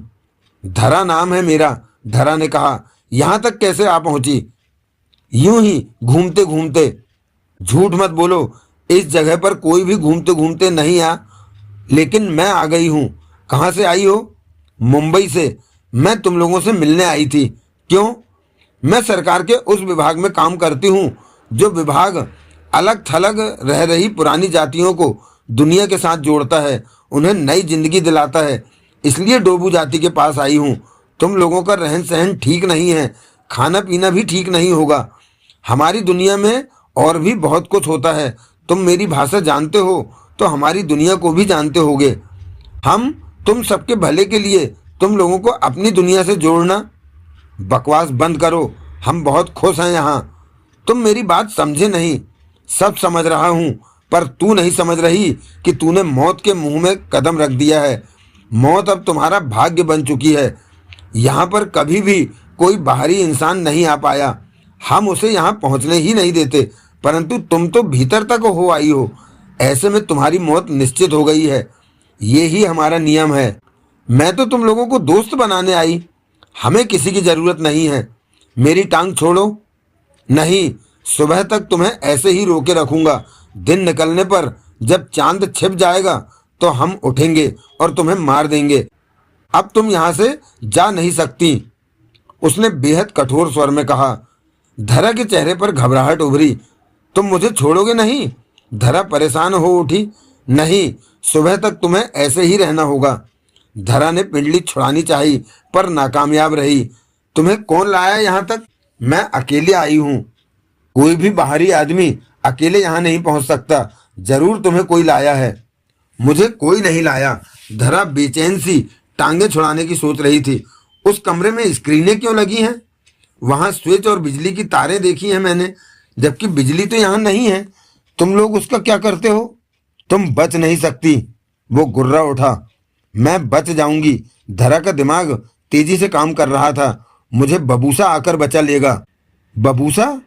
उस व्यक्ति के होठों से निकला और उसी पल पिंडली छोड़ दी। धरा फौरन छिटक कर पीछे हो गई। उसने पुनः हाथ मारा धरा को पकड़ने के लिए, परंतु कोई फायदा नहीं हुआ। तुम बबूसा को कैसे जानती हो? क्या उसने तुम्हें यहाँ भेजा है? उस व्यक्ति ने अजीब से स्वर में कहा। मैं बबूसा को नहीं जानती, उसे कभी देखा भी नहीं। इतना पता है कि वो अपनी जाति से विद्रोह करके चला गया है। ये बात तुम्हें कैसे पता चली? ये तो हमारी बात है। पता चल गई। धरा उसे देखती कह उठी। बबूसा ने अपनी जाति से विद्रोह क्यों किया? तुम मरोगी, वो दांत पीस कर कह उठा।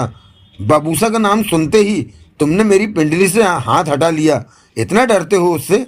धरा उठ खड़ी हुई। तुम जिंदा बचने वाली नहीं, वो उसी स्वर में बोला। कभी मुंबई देखी है? धरा मुस्कुराई। नहीं, मुंबई ऐसी जगह है कि जहाँ किसी को एड्रेस के बिना नहीं ढूंढा जा सकता। वहाँ की भीड़ में लोग खो जाते हैं और तुम सिर्फ मेरा नाम ही जानते हो। ऐसे में मुझे नहीं ढूंढ सकोगे। लेकिन मैं तुम्हें विश्वास दिलाती हूँ कि मैं फिर यहाँ आऊँगी। तब मेरे साथ मेरे विभाग के लोग होंगे और हम में लंबी बातचीत होगी। तुम मुझे दुश्मन मत समझो, हम दोस्त हैं। मैं तुम लोगों को, तुम्हारी पूरी जाति को दुनिया के साथ मिला दूंगी। धरा ने विश्वास भरे स्वर में कहा। हम सब इंसान हैं, हमें एक दूसरे के काम आना चाहिए। जवाब में वो व्यक्ति सिर्फ गुर्राकर रह गया। धरा तेजी से वापस चल पड़ी। इस बार वो सतर्क थी कि कोई फिर से उसका पाँव न पकड़ ले, परंतु ऐसा कुछ नहीं हुआ और उस पहाड़ से बाहर आ गई। बाहर आते ही कड़ाके की सर्दी से उसका सामना हुआ। वो कांप उठी। पहाड़ों के भीतर जरा भी ठंड का एहसास नहीं हो रहा था। धरा तेज तेज लगभग दौड़ने वाले अंदाज में वापस चल पड़ी। आसमान पर मौसम साफ था और पूरा चांद अपनी तेज रोशनी जमीन पर फेंक रहा था। बर्फीले पहाड़ चांद की रोशनी में चांदी की तरह चमक रहे थे। प्रकृति का शानदार नजारा था, लेकिन धरा को इस नज़ारे की परवाह नहीं थी। वो जल्दी जल्दी जोगाराम के पास पहुंच जाना चाहती थी। उसने डोबू जाति के रहने की जगह को भीतर तक जाकर देखा था और मन ही मन इस बात को महसूस कर रही थी कि ये सामान्य लोग नहीं हैं, इनमें कुछ रहस्य तो है ही। वो स्क्रीनें, लंबी शेल्फों पर लगे स्विच, वो बिजली की तारें, धरा को कुछ समझ नहीं आ रहा था। धरा कब उस जगह पर पहुंची उसे ना पता चला। वो वहां से और आगे निकल जाती अगर जोगाराम की आवाज उसके कानों में ना पड़ती। वो फौरन ठिठकी। तेज सांसें ले रही थी वो। जोगाराम, धरा जल्दी से कह उठी, यहाँ से चलो। वो लोग पीछे हैं क्या? जोगाराम का स्वर व्याकुलता से भरा था। नहीं, सब ठीक है। पूरे चांद की वजह से वो सब छाती के बल लेटे हुए हैं, उठे नहीं, परंतु वो जरूर पीछे आएंगे। उन्होंने कहा है कि वो मुझे मार देंगे। धरा ने पीछे देखते हुए कहा। आओ, जोगाराम कह उठा। अगर रात रात में हम पहाड़ को पार कर गए तो खतरा कम हो सकता है। बैग तो ले लो। रहने दो, हमें जल्दी से पहाड़ पार करना है। दोनों तेजी से आगे बढ़ गए। कैमरा धरा के हाथ में था। तुम दौड़ सकती हो? जोगाराम ने पूछा। हाँ, पर ज्यादा तेज नहीं, यहाँ अंधेरा भी तो है। मेरे पीछे दौड़ो, मैं 4 कदम आगे दौड़ूंगा, समझ गई? हाँ। अगले ही पल जोगाराम और धरा दौड़ने लगे। हम कब तक पहाड़ के पास पहुंच जाएंगे? आधे पौने घंटे में। अगर इसी तरह दौड़ते रहे तो। उनके दौड़ने की आवाजें सर्द सन्नाटे में गूंज रही थी। धरा हाँफने लगी थी, परंतु उसका रुकने का इरादा नहीं था। वक्त क्या हुआ है? धरा ने पूछा। रात के 2 बजे हैं। ओह, आते वक्त तो हमें पहाड़ पार करने में 7, 8 या 9 घंटे लग गए थे। दौड़ते हुए धरा बोली। तब हमारे पीछे कोई नहीं था। अब हम खतरे में हैं, तो जल्दी करना होगा ये काम। वो कहते हैं कि सुबह चांद के छिपते ही वो उठेंगे और मुझे ढूंढकर मार देंगे। ये खतरनाक बात है। जोगाराम भी दौड़े जा रहा था। मुझे भूख लग रही है, पेट में दर्द हो रहा है। अपने पर काबू रखो, ये जिंदगी और मौत का सवाल है। तुम भारी खतरे में हो। वो तुम्हें ढूंढ सकते हैं। जानते हो वहां मैंने क्या देखा? वहां। अभी बातें मत करो। बात करने से शरीर की ताकत कम होती है। हमें जल्दी से पहाड़ पार करना है। मैं तुम्हें सब कुछ बताऊंगी। मेरे पास उनकी चीजों की ढेरों तस्वीरें हैं। तुम ठीक कहते थे, वो सच में रहस्यमय इंसानों की जाति है। वहां ऐसा बहुत कुछ है जो सोचने पर मजबूर करता है। आदिवासी जातियां अनपढ़, जाहिल होती है, परंतु ये डोबू जाति तो बहुत आगे है। जोगाराम, पहाड़ों पर बिजली है जहां ये रहते हैं? नहीं, तो इन्होंने एक जगह टीवी जैसी स्क्रीनें क्यों लगा रखी हैं? वहां स्विच भी हैं। जब लाइट नहीं है तो स्क्रीनें, स्विच, तारें किस काम की? मुझे तो लगता है कि वहां जरूर लाइट है। धरा ने दौड़ते हुए कहा। असंभव। हमारे कस्बे टाकलिंग ला से आगे कहीं भी लाइट नहीं है। ये बर्फीले पहाड़ तो वीरान है। इधर आता जाता कोई नहीं, लोग नहीं बसते। डोबू जाति के बारे में अभी कोई जानता नहीं। यहाँ कोई लाइट नहीं है, कोई सड़क नहीं है, पगडंडी भी नहीं है। क्या तुमने वहां रोशनी देखी? नहीं, मसालें जला रखी थी। अगर वहां लाइट होती तो वे मसाले क्यों जलाते, लाइट जलाते? परंतु वो स्क्रीन, बोर्ड पर ढेरों स्विच, वो बिजली की तारें, ये सब लाइट होने की तरफ इशारा करता है। चुप रहो और तेज दौड़ने की कोशिश करो। हमारे पास ज्यादा वक्त नहीं है। 4 घंटों तक दिन निकल आएगा, चांद भी छिप जाएगा। उससे पहले हमें पहाड़ पार कर लेना है। जोगाराम ने ऊंचे स्वर में कहा। अगर हम पहाड़ पार कर लेंगे तो वो हमें नहीं पकड़ सकेंगे। जोगाराम ने कुछ नहीं कहा। बताओ जोगाराम, अगर हम पहाड़, वो कहीं भी पहुंच सकते हैं। जोगाराम की आवाज आई। उनके लिए कोई भी जगह दूर नहीं है। तुम उनके भीतर तक हो आई हो। पूरे चांद की वजह से वो लेटे रहने पर मजबूर होंगे, परंतु वो छोड़ेंगे नहीं तुम्हें। तुमने मुझे भी खतरे में डाल दिया है। वहां के 2 लोगों से मेरी बात हुई। एक मुझसे पूछ रहा था कि मुझे यहाँ तक कौन लाया। तुमने क्या कहा? मैंने कहा मैं खुद ही आ पहुंची हूँ, परंतु जैसे उसे मेरी बात पर यकीन नहीं आया। वो मेरे बारे में भी जान लेंगे। जोगाराम की आवाज में परेशानी आ गई थी। तुम मेरे साथ मुंबई चलो, वहां ये लोग तुम्हें ढूंढ नहीं सकते। तुम बहुत कम आंक रही हो डोबू जाति को। ये लोग बहुत समझदार, चालाक, खतरनाक हैं। योद्धा तो ये होते ही हैं, परंतु दिमाग का इस्तेमाल करना भी जानते हैं। ऐसे में इनकी ताकत और पहुंच बहुत ज्यादा बढ़ जाती है। मुंबई के बारे में तुम गलत फहमी मत पालो कि ये वहां नहीं पहुंच सकते। इनके पास दौलत और ताकत की कमी नहीं है। दिमाग भी है तो ये कहीं भी पहुंच सकते हैं। तुम्हें ये जरूर ढूंढ लेंगे। तुम फिर मुझे डराने लगे। जोगाराम डोबू जाति के बारे में सबसे ज्यादा जानता है। मेरी कही बातों का भरोसा करो। यहाँ से निकलो। तुम डोबू जाति को ज्यादा ही बढ़ा चढ़ाकर बता रहे हो। सब ठीक रहेगा। मैं फिर वापस आऊंगी अपने विभाग के लोगों के साथ, तब इनके साथ बातचीत की जाएगी। मुझे दुख है कि अभी भी तुम मेरी बातों को या डोबू जाति को ठीक से नहीं समझी। मैंने बढ़िया काम किया है। धरा अपने ही सपनों में थी। चक्रवर्ती साहब खुश हो जाएंगे। डोबू जाति की तस्वीरें और भीतरी जानकारी को सुनकर तुमने मुझे काफी बातें बताई हैं, वो सब चक्रवर्ती साहब को बताऊंगी। जोगाराम ने जवाब में कुछ नहीं कहा। पहाड़ के प्रवेश रास्ते पर उजाला चमका तो डोबू जाति के लोग उठने लगे। पूरे चांद की रात निकल गई थी। रात को एक ही मुद्रा में लेटे रहने की वजह से वो थके से महसूस कर रहे थे। कुछ तो उसी मुद्रा में नींद में डूब गए थे। ये सब उनके लिए नया नहीं था और पहली बार ना हुआ था ऐसा। ये चलन कब से चालू था उन्हें नहीं पता था, परंतु जब वो पैदा हुए तो बड़े बुजुर्गों ने उन्हें यही समझाया था कि पूरे चांद की रात आसमान से आने वाले लोगों के आदर में पेट के बल लेट जाना है जब तक कि चंद्रमा लुप्त नहीं हो जाता। इसके पीछे महज एक ही बात थी कि जब पहली बार आसमान से पोपा अर्थात अंतरिक्ष यान में बैठकर दूसरे ग्रह के लोग उनके पहाड़ के बाहर उतरे थे तो वो रात पूरे चांद की रात थी। इसी वजह से उनके आदर के रूप में हर पूरे चांद की रात डोबू जाति वाले ऐसा करते थे। डोबू जाति का ये नियम इसलिए बन चुका था कि पोपा पर सवार होकर आने वाले लोगों से उनके संबंध मधुरता भरे बन गए थे। डोबू जाति उन लोगों को पसंद करती थी। यूं तो ऐसी सुबह होने पर सब लोग उठकर अपने अपने कामों पर लग जाते थे, परंतु आज की सुबह का माहौल बहुत जुदा था। रात उनकी जगह पर कोई घुस आया था। एक युवती जो अपना नाम धरा बताती थी और खुद को मुंबई की रहने वाली बता रही थी, वो भीतर आई और उनके बीच घूमकर तस्वीरें लेकर वापस चली गई। ऐसा पहले कभी नहीं हुआ था। पहले कोई बाहरी इंसान भीतर नहीं आया था।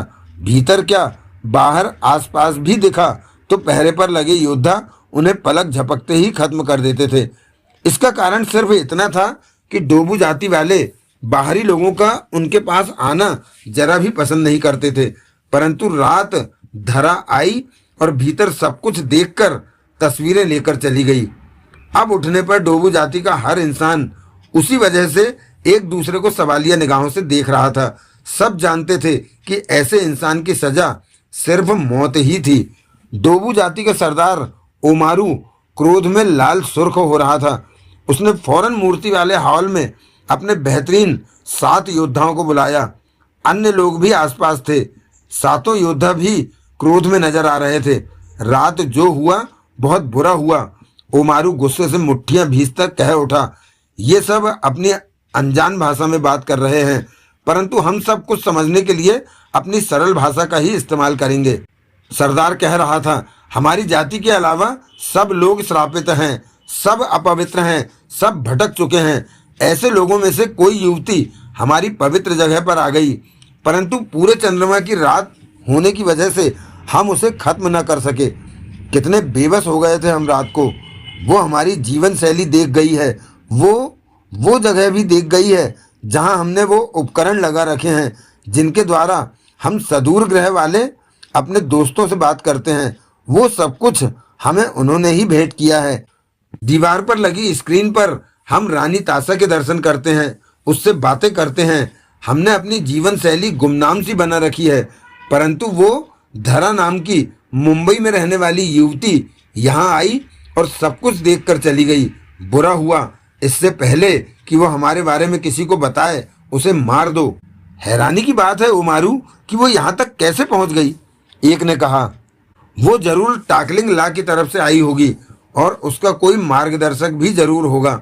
टाकलिंग ला ही हमारी सबसे करीबी बस्ती है, वरना दूसरी दिशाओं में तो दूर दूर तक बर्फ है और जंगल है।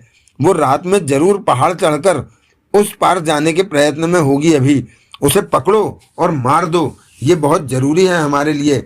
अपने साथ योद्धाओं को ले लो, जितने चाहिए। उस युवती को किसी भी हाल में बचना नहीं चाहिए। वो सदूर ग्रह की रानी ताशा के दिए उस इकरारनामे को भी ले गई है जो कि देवी की मूर्ति के आगे रखा था। जब उसे मारा जाएगा तो उससे वो पत्ते भी ले लिए जाएंगे। तुम लोग। तभी कहते कहते ओमारू ठिठका। उसकी निगाह होम्बी पर पड़ गई थी जो कि पास आ रही थी। बाकी सबकी निगाह भी होम्बी की तरफ उठी। होम्बी बूढ़ी थी, चेहरे पर शरीर पर झुर्रियां नजर आ रही थी, परंतु वो 7 फुट लंबी थी और सीधी खड़ी रहती थी। उसका बूढ़ा शरीर झुका हुआ नहीं था। सिर के बाल काले और कमर तक लंबे थे। नाक के छेद में लोहे की बाली पहन रखी थी और दोनों कानों में भी लोहे की बालियां लटक रही थी। उसने एक ऐसा कपड़ा लपेट रखा था जो कि उसकी छातियों से लेकर कूल्हे तक जा रहा था। पाँवों में कुछ नहीं पहना था। नाक लंबी और चोंचदार थी। माथा चौड़ा था। होम्बी पास आकर ठिठकी और उमारू को देखते हौले से हंसी। तुम लोग जाओ और उस युवती को ढूंढकर खत्म कर दो, फौरन चल दो यहाँ से, उमारू गुस्से से बोला। वो सातों तुरंत वहां से चले गए। मजा तो आ रहा होगा उमारू, होम्बी ने व्यंग भरे स्वर में कहा। तुम आज अपने कमरे से बाहर कैसे आ गई जादूगरनी? उमारू कह उठा। तेरा चेहरा देखने आई हूं कि किसी बाहरी के यहाँ आ जाने से तेरा क्या हाल हो रहा है। उसे मार दिया जाएगा। मैंने डोबू जाति के जाने कितने सरदार देखे हैं, परंतु तू पहला सरदार है जाति का कि जिसकी छत्र छाया में कोई बाहर का इंसान भीतर घुस आया। तेरी बहादुरी देखकर मैं बहुत खुश हूँ जादूगरनी, उमारू ने नाराजगी से कहा। तू मेरी बात को कभी भी गंभीरता से नहीं लेता उमारू, होम्बी ने कहा। ऐसा न कहो जादूगरनी, मैं हमेशा तुमसे सलाह लेता हूँ पर उस सलाह पर चलता नहीं। मैं हमेशा चला हूँ। मैंने तुझे पहले ही कह दिया था कि बबूसा को यहाँ से मत जाने देना। वो जाना चाहेगा पर वो चला गया और तुमने? मैंने उसे रोकने की चेष्टा की थी परंतु उसने मेरे योद्धाओं को मारना शुरू कर। तो क्या हो गया? तू ज्यादा बल का प्रयोग करके उसे रोक सकता था। मैं उस पर सख्ती नहीं करना चाहता था। क्यों? वो पोपा अर्थात अंतरिक्ष यान से आया था, उस पर सख्ती करता तो वो लोग बुरा मान जाते, पर तू बबूसा को रोक लेता तो ज्यादा ठीक रहता। वो मेरे से नाराज नहीं था, वो अपने ही लोगों से नाराज था। उस कमरे में बैठकर वो उनसे बात किया करता था और उस दिन गुस्से में वो यहाँ से जाने को कहने लगा। रानी तासा से उसने विद्रोह कर दिया था। उसे ये बात पसंद नहीं आ रही थी कि रानी तासा राजा देव को जबरदस्ती पोपा में बिठाकर अपने ग्रह पर ले जाए। बबूसा के जाने का नुकसान तेरे को भी होगा। मेरे को क्या? बहुत जल्दी सामने आ जाएगा, मुझे सब दिख रहा है, होम्बी गंभीर स्वर में कह उठी। तुम्हें क्या दिख रहा है? मुझे भी बता जादूगरनी, उमारू उसे देखता बोला। बबूसा का हमारे योद्धाओं से झगड़ा हो रहा है। तो क्या बबूसा फिर यहाँ आने वाला है? नहीं, तेरे योद्धा मुंबई जाएंगे और वहां पर यह झगड़ा होगा, होम्बी ने कहा। यह नहीं हो सकता। मुंबई में बबूसा क्यों झगड़ा करेगा मेरे योद्धाओं से? होम्बी मुस्कुराई। उमारू उसे देखता रहा। मैंने तुझे पहले ही कहा था कि पूरे चांद की रात जाति पर कोई मुसीबत आने वाली है, पर तूने मेरी बात को गंभीरता से नहीं लिया। रात आई ना मुसीबत, वो लड़की आई ना। वो क्या मुसीबत थी जादूगरनी? अब वो ही तो तुम्हारे लिए मुसीबतें खड़ी करेगी। मैं समझा नहीं। उसी लड़की के कारण बबूसा तुम लोगों से दुश्मनी ले लेगा, होम्बी बोली। परंतु वो लड़की तो अभी मार दी जाएगी, उमारू के होठों से निकला। होम्बी ने रहस्यमय मुस्कान के साथ उमारू को देखा। ये तू सोचता है, सोच ले, परंतु भविष्य के गर्भ में क्या छिपा है वो तो समय समय पर मुझे मालूम होता रहता है। मुझे सब कुछ पता चल जाता है। अगर मेरी बात मानकर तूने बबूसा को यहाँ से जाने से रोक लिया होता, अगर मेरी बात मानकर पूरे चांद की रात आने वाली मुसीबत के इंतजाम में तू तैयार रहता तो सब ठीक से चलता रहता। परंतु अब बहुत कुछ होने वाला है। बबूसा अपनी तैयारी कर रहा है और रानी तासा के पोपा में बैठकर आ पहुंचने का वक्त भी करीब आता जा रहा है। सब कुछ एकदम इकट्ठा होगा और तूफान उठेगा तब। मैं समझा नहीं जादूगरनी, मुझे स्पष्ट बताओ कि बात क्या है, उमारू कह उठा। बात समझने का वक्त अब निकल चुका है। अब तो सिर्फ इंतजार कर और देख आगे क्या होता है, होम्बी ने कहा और अपने लंबे काले बालों पर कंघी की तरह उंगलियां फेरते पलटी और आगे बढ़ गई। दिन निकल आया था। उजाला हर तरफ फैलना आरंभ हो गया था। आकाश से चंद्रमा जाने कहाँ गायब हो गया था। गजब की सर्दी का एहसास हो रहा था। हाथ ठंडे होकर बेजान से हो रहे थे। ऐसा लगता था जैसे चेहरे पर नाक रही ही ना हो। पूरा बदन अकड़ा पड़ा था, परंतु धरा अपनी पूरी हिम्मत से काम ले रही थी।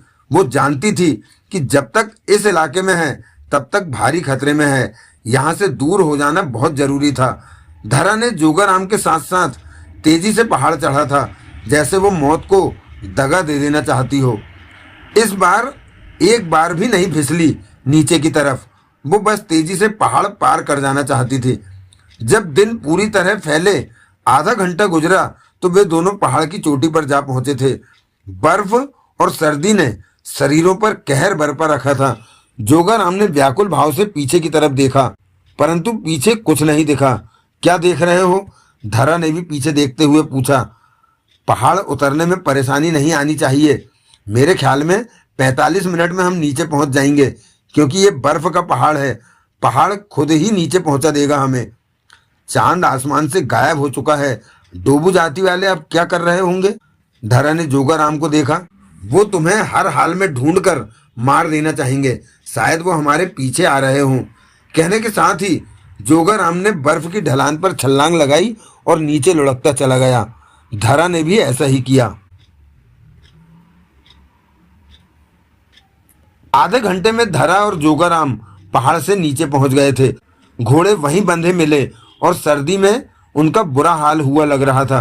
जोगाराम ने पास पहुंचकर घोड़ों पर हाथ फेरा, उन्हें थपथपाकर गर्म किया, उनकी रस्सियां खोलकर समेटी, उन पर जीन डाली। सब तैयारी करने के बाद उसने धरा को देखा, जो गंभीर सी एक तरफ सोचों में डूबी खड़ी थी।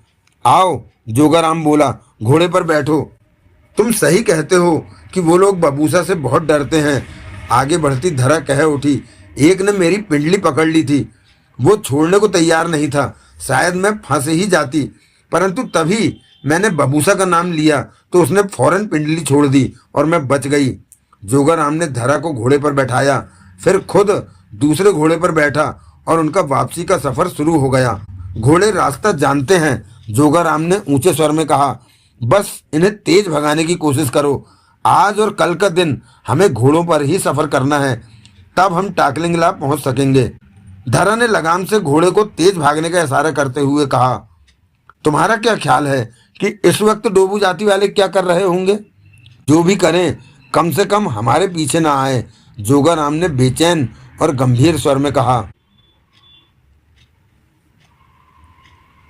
घोड़ों की टापों की आवाज उस बर्फीली घाटी में गूंज रही थी। आसपास हर तरफ बर्फ से ढके पहाड़ खड़े थे। कभी पथरीला रास्ता शुरू होता तो कभी सपाट। पहाड़ों की बड़ी बड़ी चट्टानें हर तरफ गिरी नजर आ रही थी। चारों तरफ घना जंगल ही दिखाई देता। पेड़ों के तने मोटे और पुराने थे, ऊंचाई जैसे आसमान को छूती थी। कुछ पेड़ घने थे तो कुछ सीधे लंबे खड़े थे। सर्द हवा के झोंके शरीर को उधेड़ कर रख रहे थे। रात को वे सोए नहीं थे, खाया भी कुछ नहीं था। ऊपर से घुड़सवारी ने बुरा हाल कर रखा था। जोगाराम तो ये आसानी से सह रहा था, परंतु धरा को तकलीफ हो रही थी खाली पेट घुड़सवारी करने की। उसका चेहरा पहले ही की अपेक्षा मुरझा गया था। 2 सप्ताह से ठीक से खाना नहीं खाया था और सोई भी नहीं थी। ऊपर से घोड़ों का पहाड़ी सफर।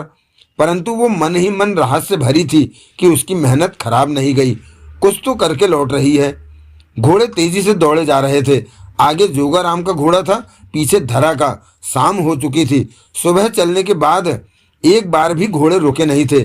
जोगाराम वहां से ज्यादा दूर निकल जाना चाहता था। धरा का मन रुककर कहीं आराम करने का था, परंतु ये बात वो जोगाराम से कह नहीं सकी थी।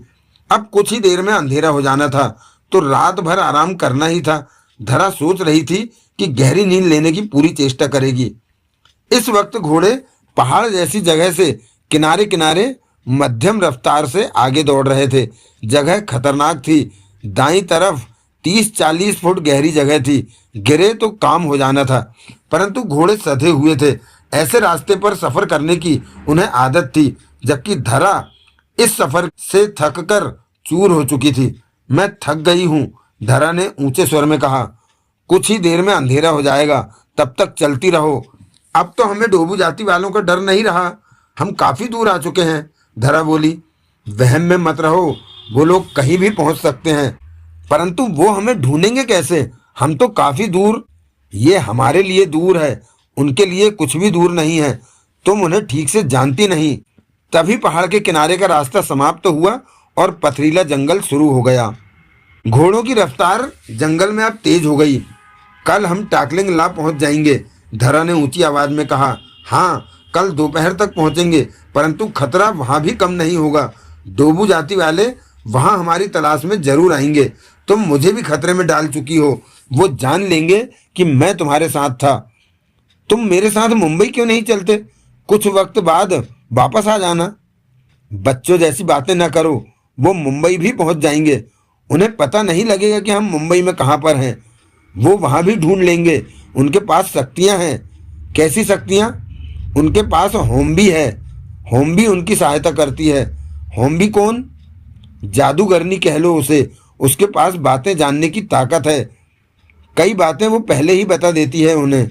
डोबू जाति वाले जब भी मुसीबत में आते हैं तो वो ही अपनी राय पर उन्हें मुसीबत से निकालती है। ये तुमने नई बात बताई। होम भी उन्हें बता देगी कि हम मुंबई में कहाँ पर हैं। वो सच में इतनी बड़ी जादूगरनी है? मुझे जो पता है वो ही तुम्हें बता रहा हूँ। वो मुझे वहां नहीं दिखी। वो भी पूरे चंद्रमा के कारण औंधे ढंग से लेटी होगी तब।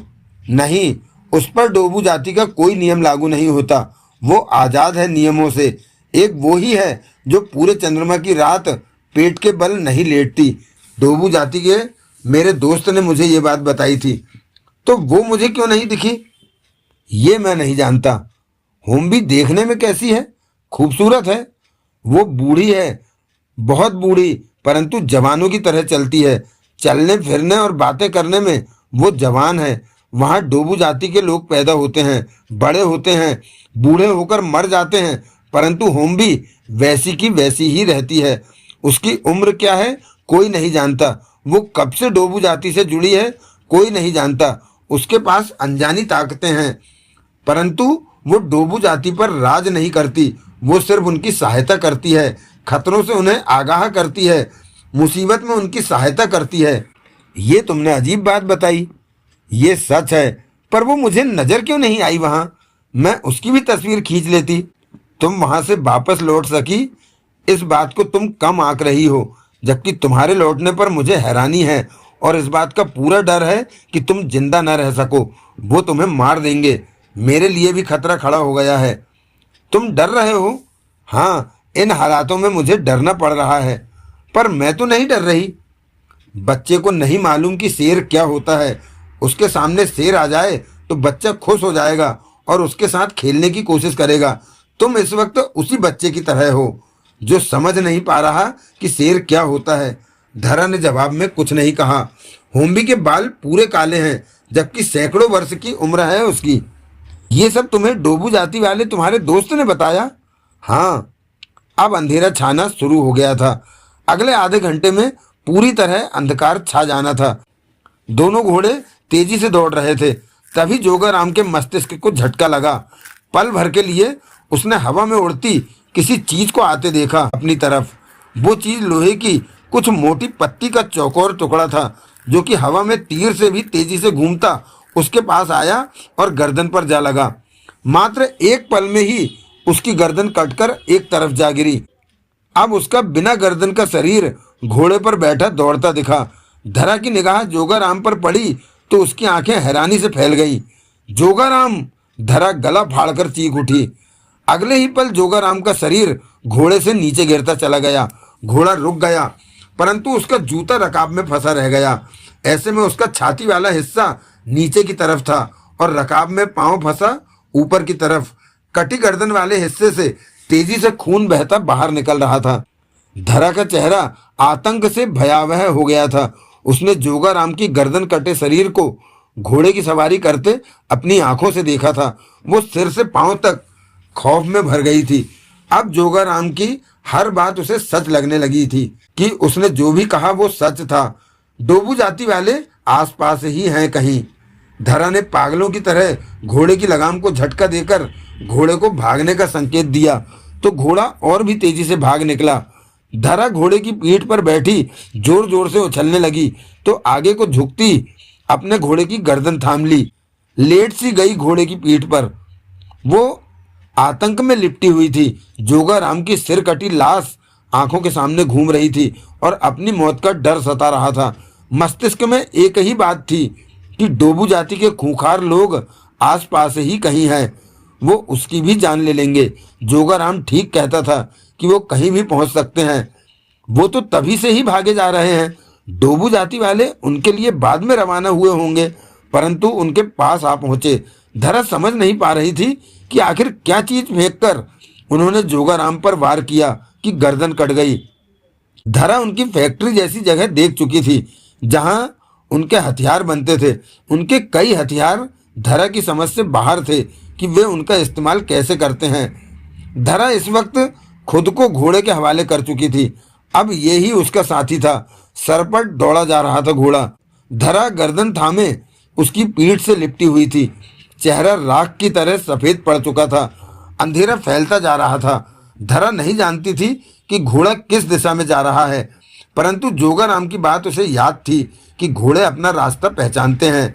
धरा मन ही मन सोच रही थी कि घोड़ा जरूर सही दिशा में टाकलिंग ला की तरफ ही जा रहा होगा, परंतु क्या डोबू जाति वाले अभी भी उसके पीछे हैं? वो जरूर पीछे होंगे। जोगाराम कहता था कि वो पीछा नहीं छोड़ेंगे, वो कहीं भी पहुंच सकते हैं। धरा सिहर उठी कि क्या अब वो मारी जाएगी।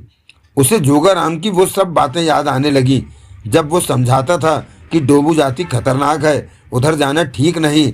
धरा पछता उठी कि वो उधर गई ही क्यों।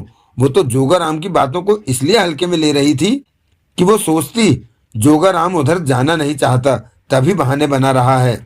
जोगाराम की मौत का उसे बहुत दुख था, परंतु इस वक्त तो उसे अपनी जान की चिंता थी कि डोबू जाति वाले पीछे ही कहीं हैं। वो लोग जबरदस्त योद्धा हैं और दुश्मन की गर्दन काट देने में वो दक्ष हैं। जोगाराम की गर्दन सेकंडों में कैसे धड़ से गायब हो गई और उसे तब पता चला जब जमीन पर उसका सिर गिरने की आवाज गूंजी थी। हे भगवान! धरा मन ही मन बड़बड़ा उठी। अंधेरा छा गया था, पूरी तरह अंधकार फैल गया था। धरा घोड़े की पीठ पर गर्दन थामे लिपटी हुई थी। उसे अब कुछ भी नजर नहीं आ रहा था। आज तो चांद भी नहीं निकला था कि उसकी रोशनी का सहारा होता, परंतु घोड़ा दौड़े जा रहा था। जानवरों में अंधेरे में देख लेने की शक्ति होती है, या उनकी आंखें देख लेती हैं अंधेरे में। कुछ भी हो, अंधेरा होने पर घोड़ा रुका नहीं था। ये भी हो सकता है कि घोड़े के मन में भी दहशत हो, उसने भी जोगाराम का गर्दन कटा शरीर देखा हो। दौड़ता रहा घोड़ा। तो दोस्तों, आज का यह एपिसोड यही विराम लेता है। इसके पश्चात आपसे भेंट होगी इसके अगले एपिसोड अर्थात एपिसोड नंबर 3 में। तब तक के लिए जय हिंद, जय भारत, वंदे मातरम। और हाँ, अपना ख्याल अवश्य रखिएगा। धन्यवाद, थैंक यू, शुक्रिया।